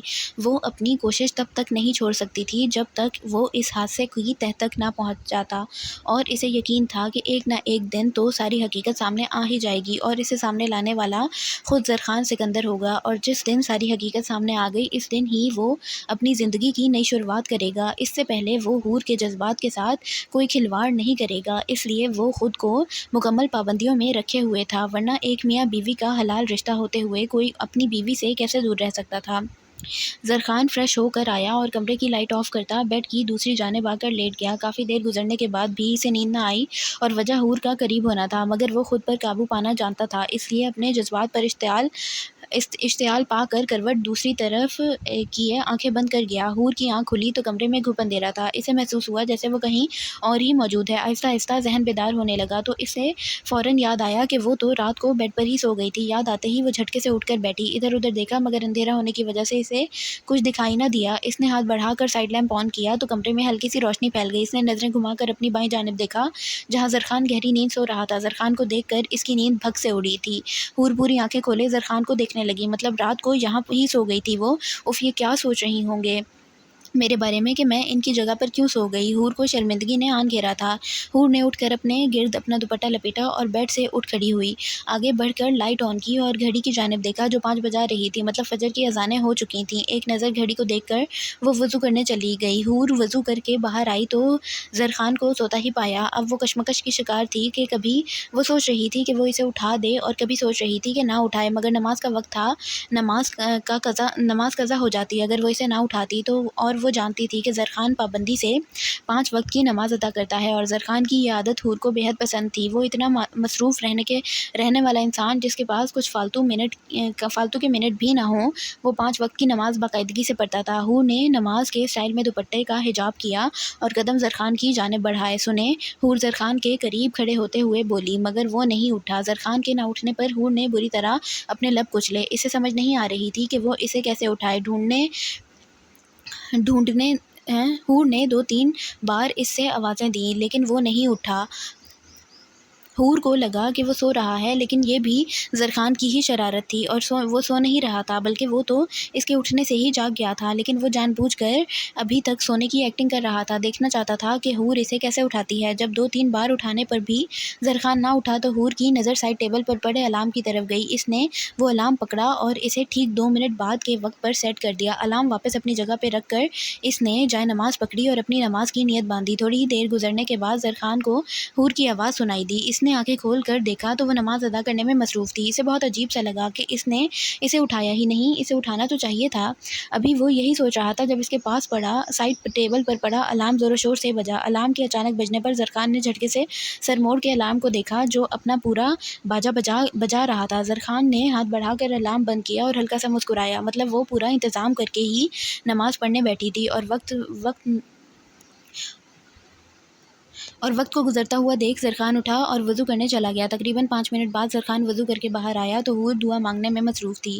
اسے ایک نظر دیکھ کر زرخان نے اپنی اجرک اٹھا کر کندھوں پر ڈالی اور مسجد کے لیے نکل گیا۔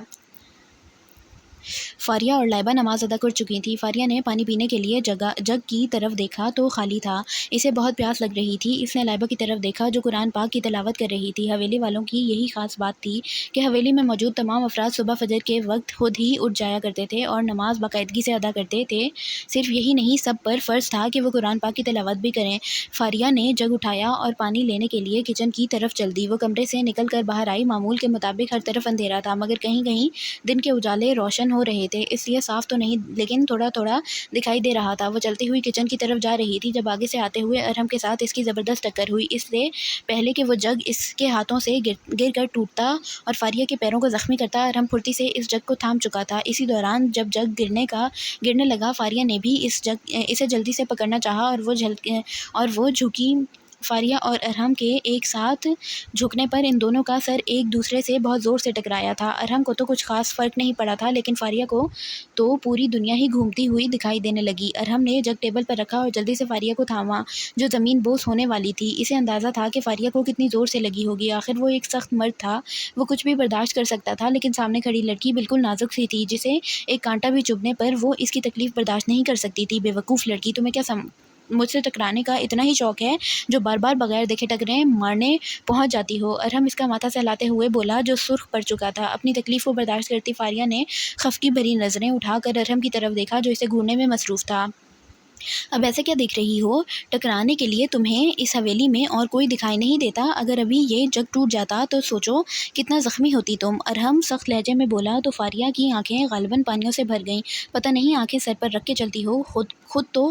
ابھی ارحم اپنی بات مکمل کرتا، فاریہ نے جھٹکے سے اپنا آپ اس سے چھڑوایا تھا اور اس سے 2 قدم دور ہو کر کھڑی ہوئی تھی۔ فاریہ کی اس حرکت پر ارحم نے گھور کر فاریہ کو دیکھا۔ مجھے کوئی شوق نہیں ہے آپ سے ٹکرانے کا، اور اپنی ہمدردی اپنے پاس رکھیں۔ مجھے آپ کی ہمدردی کی بالکل ضرورت نہیں، آپ مجھے انسان سمجھتے ہی نہیں ہیں۔ آپ نے تو کبھی یہ بھی نہیں سوچا کہ میں آپ کی منگیتر ہوں، کوئی غیر نہیں۔ ہر وقت آپ مجھے اس طرح گھورتے ہیں جیسے کچا چبا جائیں گے، جیسے میں آپ کی دشمن ہوں، اور پتہ نہیں میں نے آپ کے ساتھ کیا کر دیا ہو۔ اگر آپ کو مجھ سے اتنے ہی مسئلے ہیں تو آپ میرے سامنے ہی نہ آیا کریں، یا پھر میں ایک کام کرتی ہوں، میں ہی کبھی آپ کے سامنے نہیں آؤں گی۔ فاریہ غصے سے بولتی وہاں سے دوڑتی ہوئی اپنے کمرے میں چلی گئی، جبکہ پیچھے ارحم ہکا بکا اسے دیکھتا رہ گیا۔ یہ آج پہلی بار ہوا تھا جب فاریہ نے اس طرح بات کی تھی۔ اس نے تو کبھی حویلی میں بھی اس کی اونچی آواز نہیں سنی تھی۔ آج اس کی آواز اونچی تو نہیں تھی، لیکن اسے اس طرح بولتے دیکھ کر ارحم کو بے حد حیرانی ہو رہی تھی۔ فاریہ دوڑتی ہوئی اپنے کمرے میں آئی تھی۔ کمرے میں آ کر اس نے دروازہ بند کیا اور دروازے کے ساتھ ہی کھڑے ہو کر لمبے لمبے سانس لینے لگی۔ کمرے میں لائبہ موجود نہیں تھی، یقیناً وہ کمرے کی بالکنی میں گئی ہوئی تھی۔ जाने आज इसमें ऐसी हिम्मत कहाँ से आ गई थी। आज से पहले तो वो कभी भी अरहम के आगे नहीं बोली थी, ना ही कभी कोई जवाब दिया था। हमेशा इसकी बेरुखी और इसका सख्त लहजा बर्दाश्त करती आई थी, मगर आज शायद इसे बर्दाश्त नहीं हुआ था, इसलिए वो बोल पड़ी। इसने अहद कर लिया था कि वो अब इसके सामने नहीं जाएगी। मैं अब आपके सामने हरगिज़ नहीं जाऊँगी।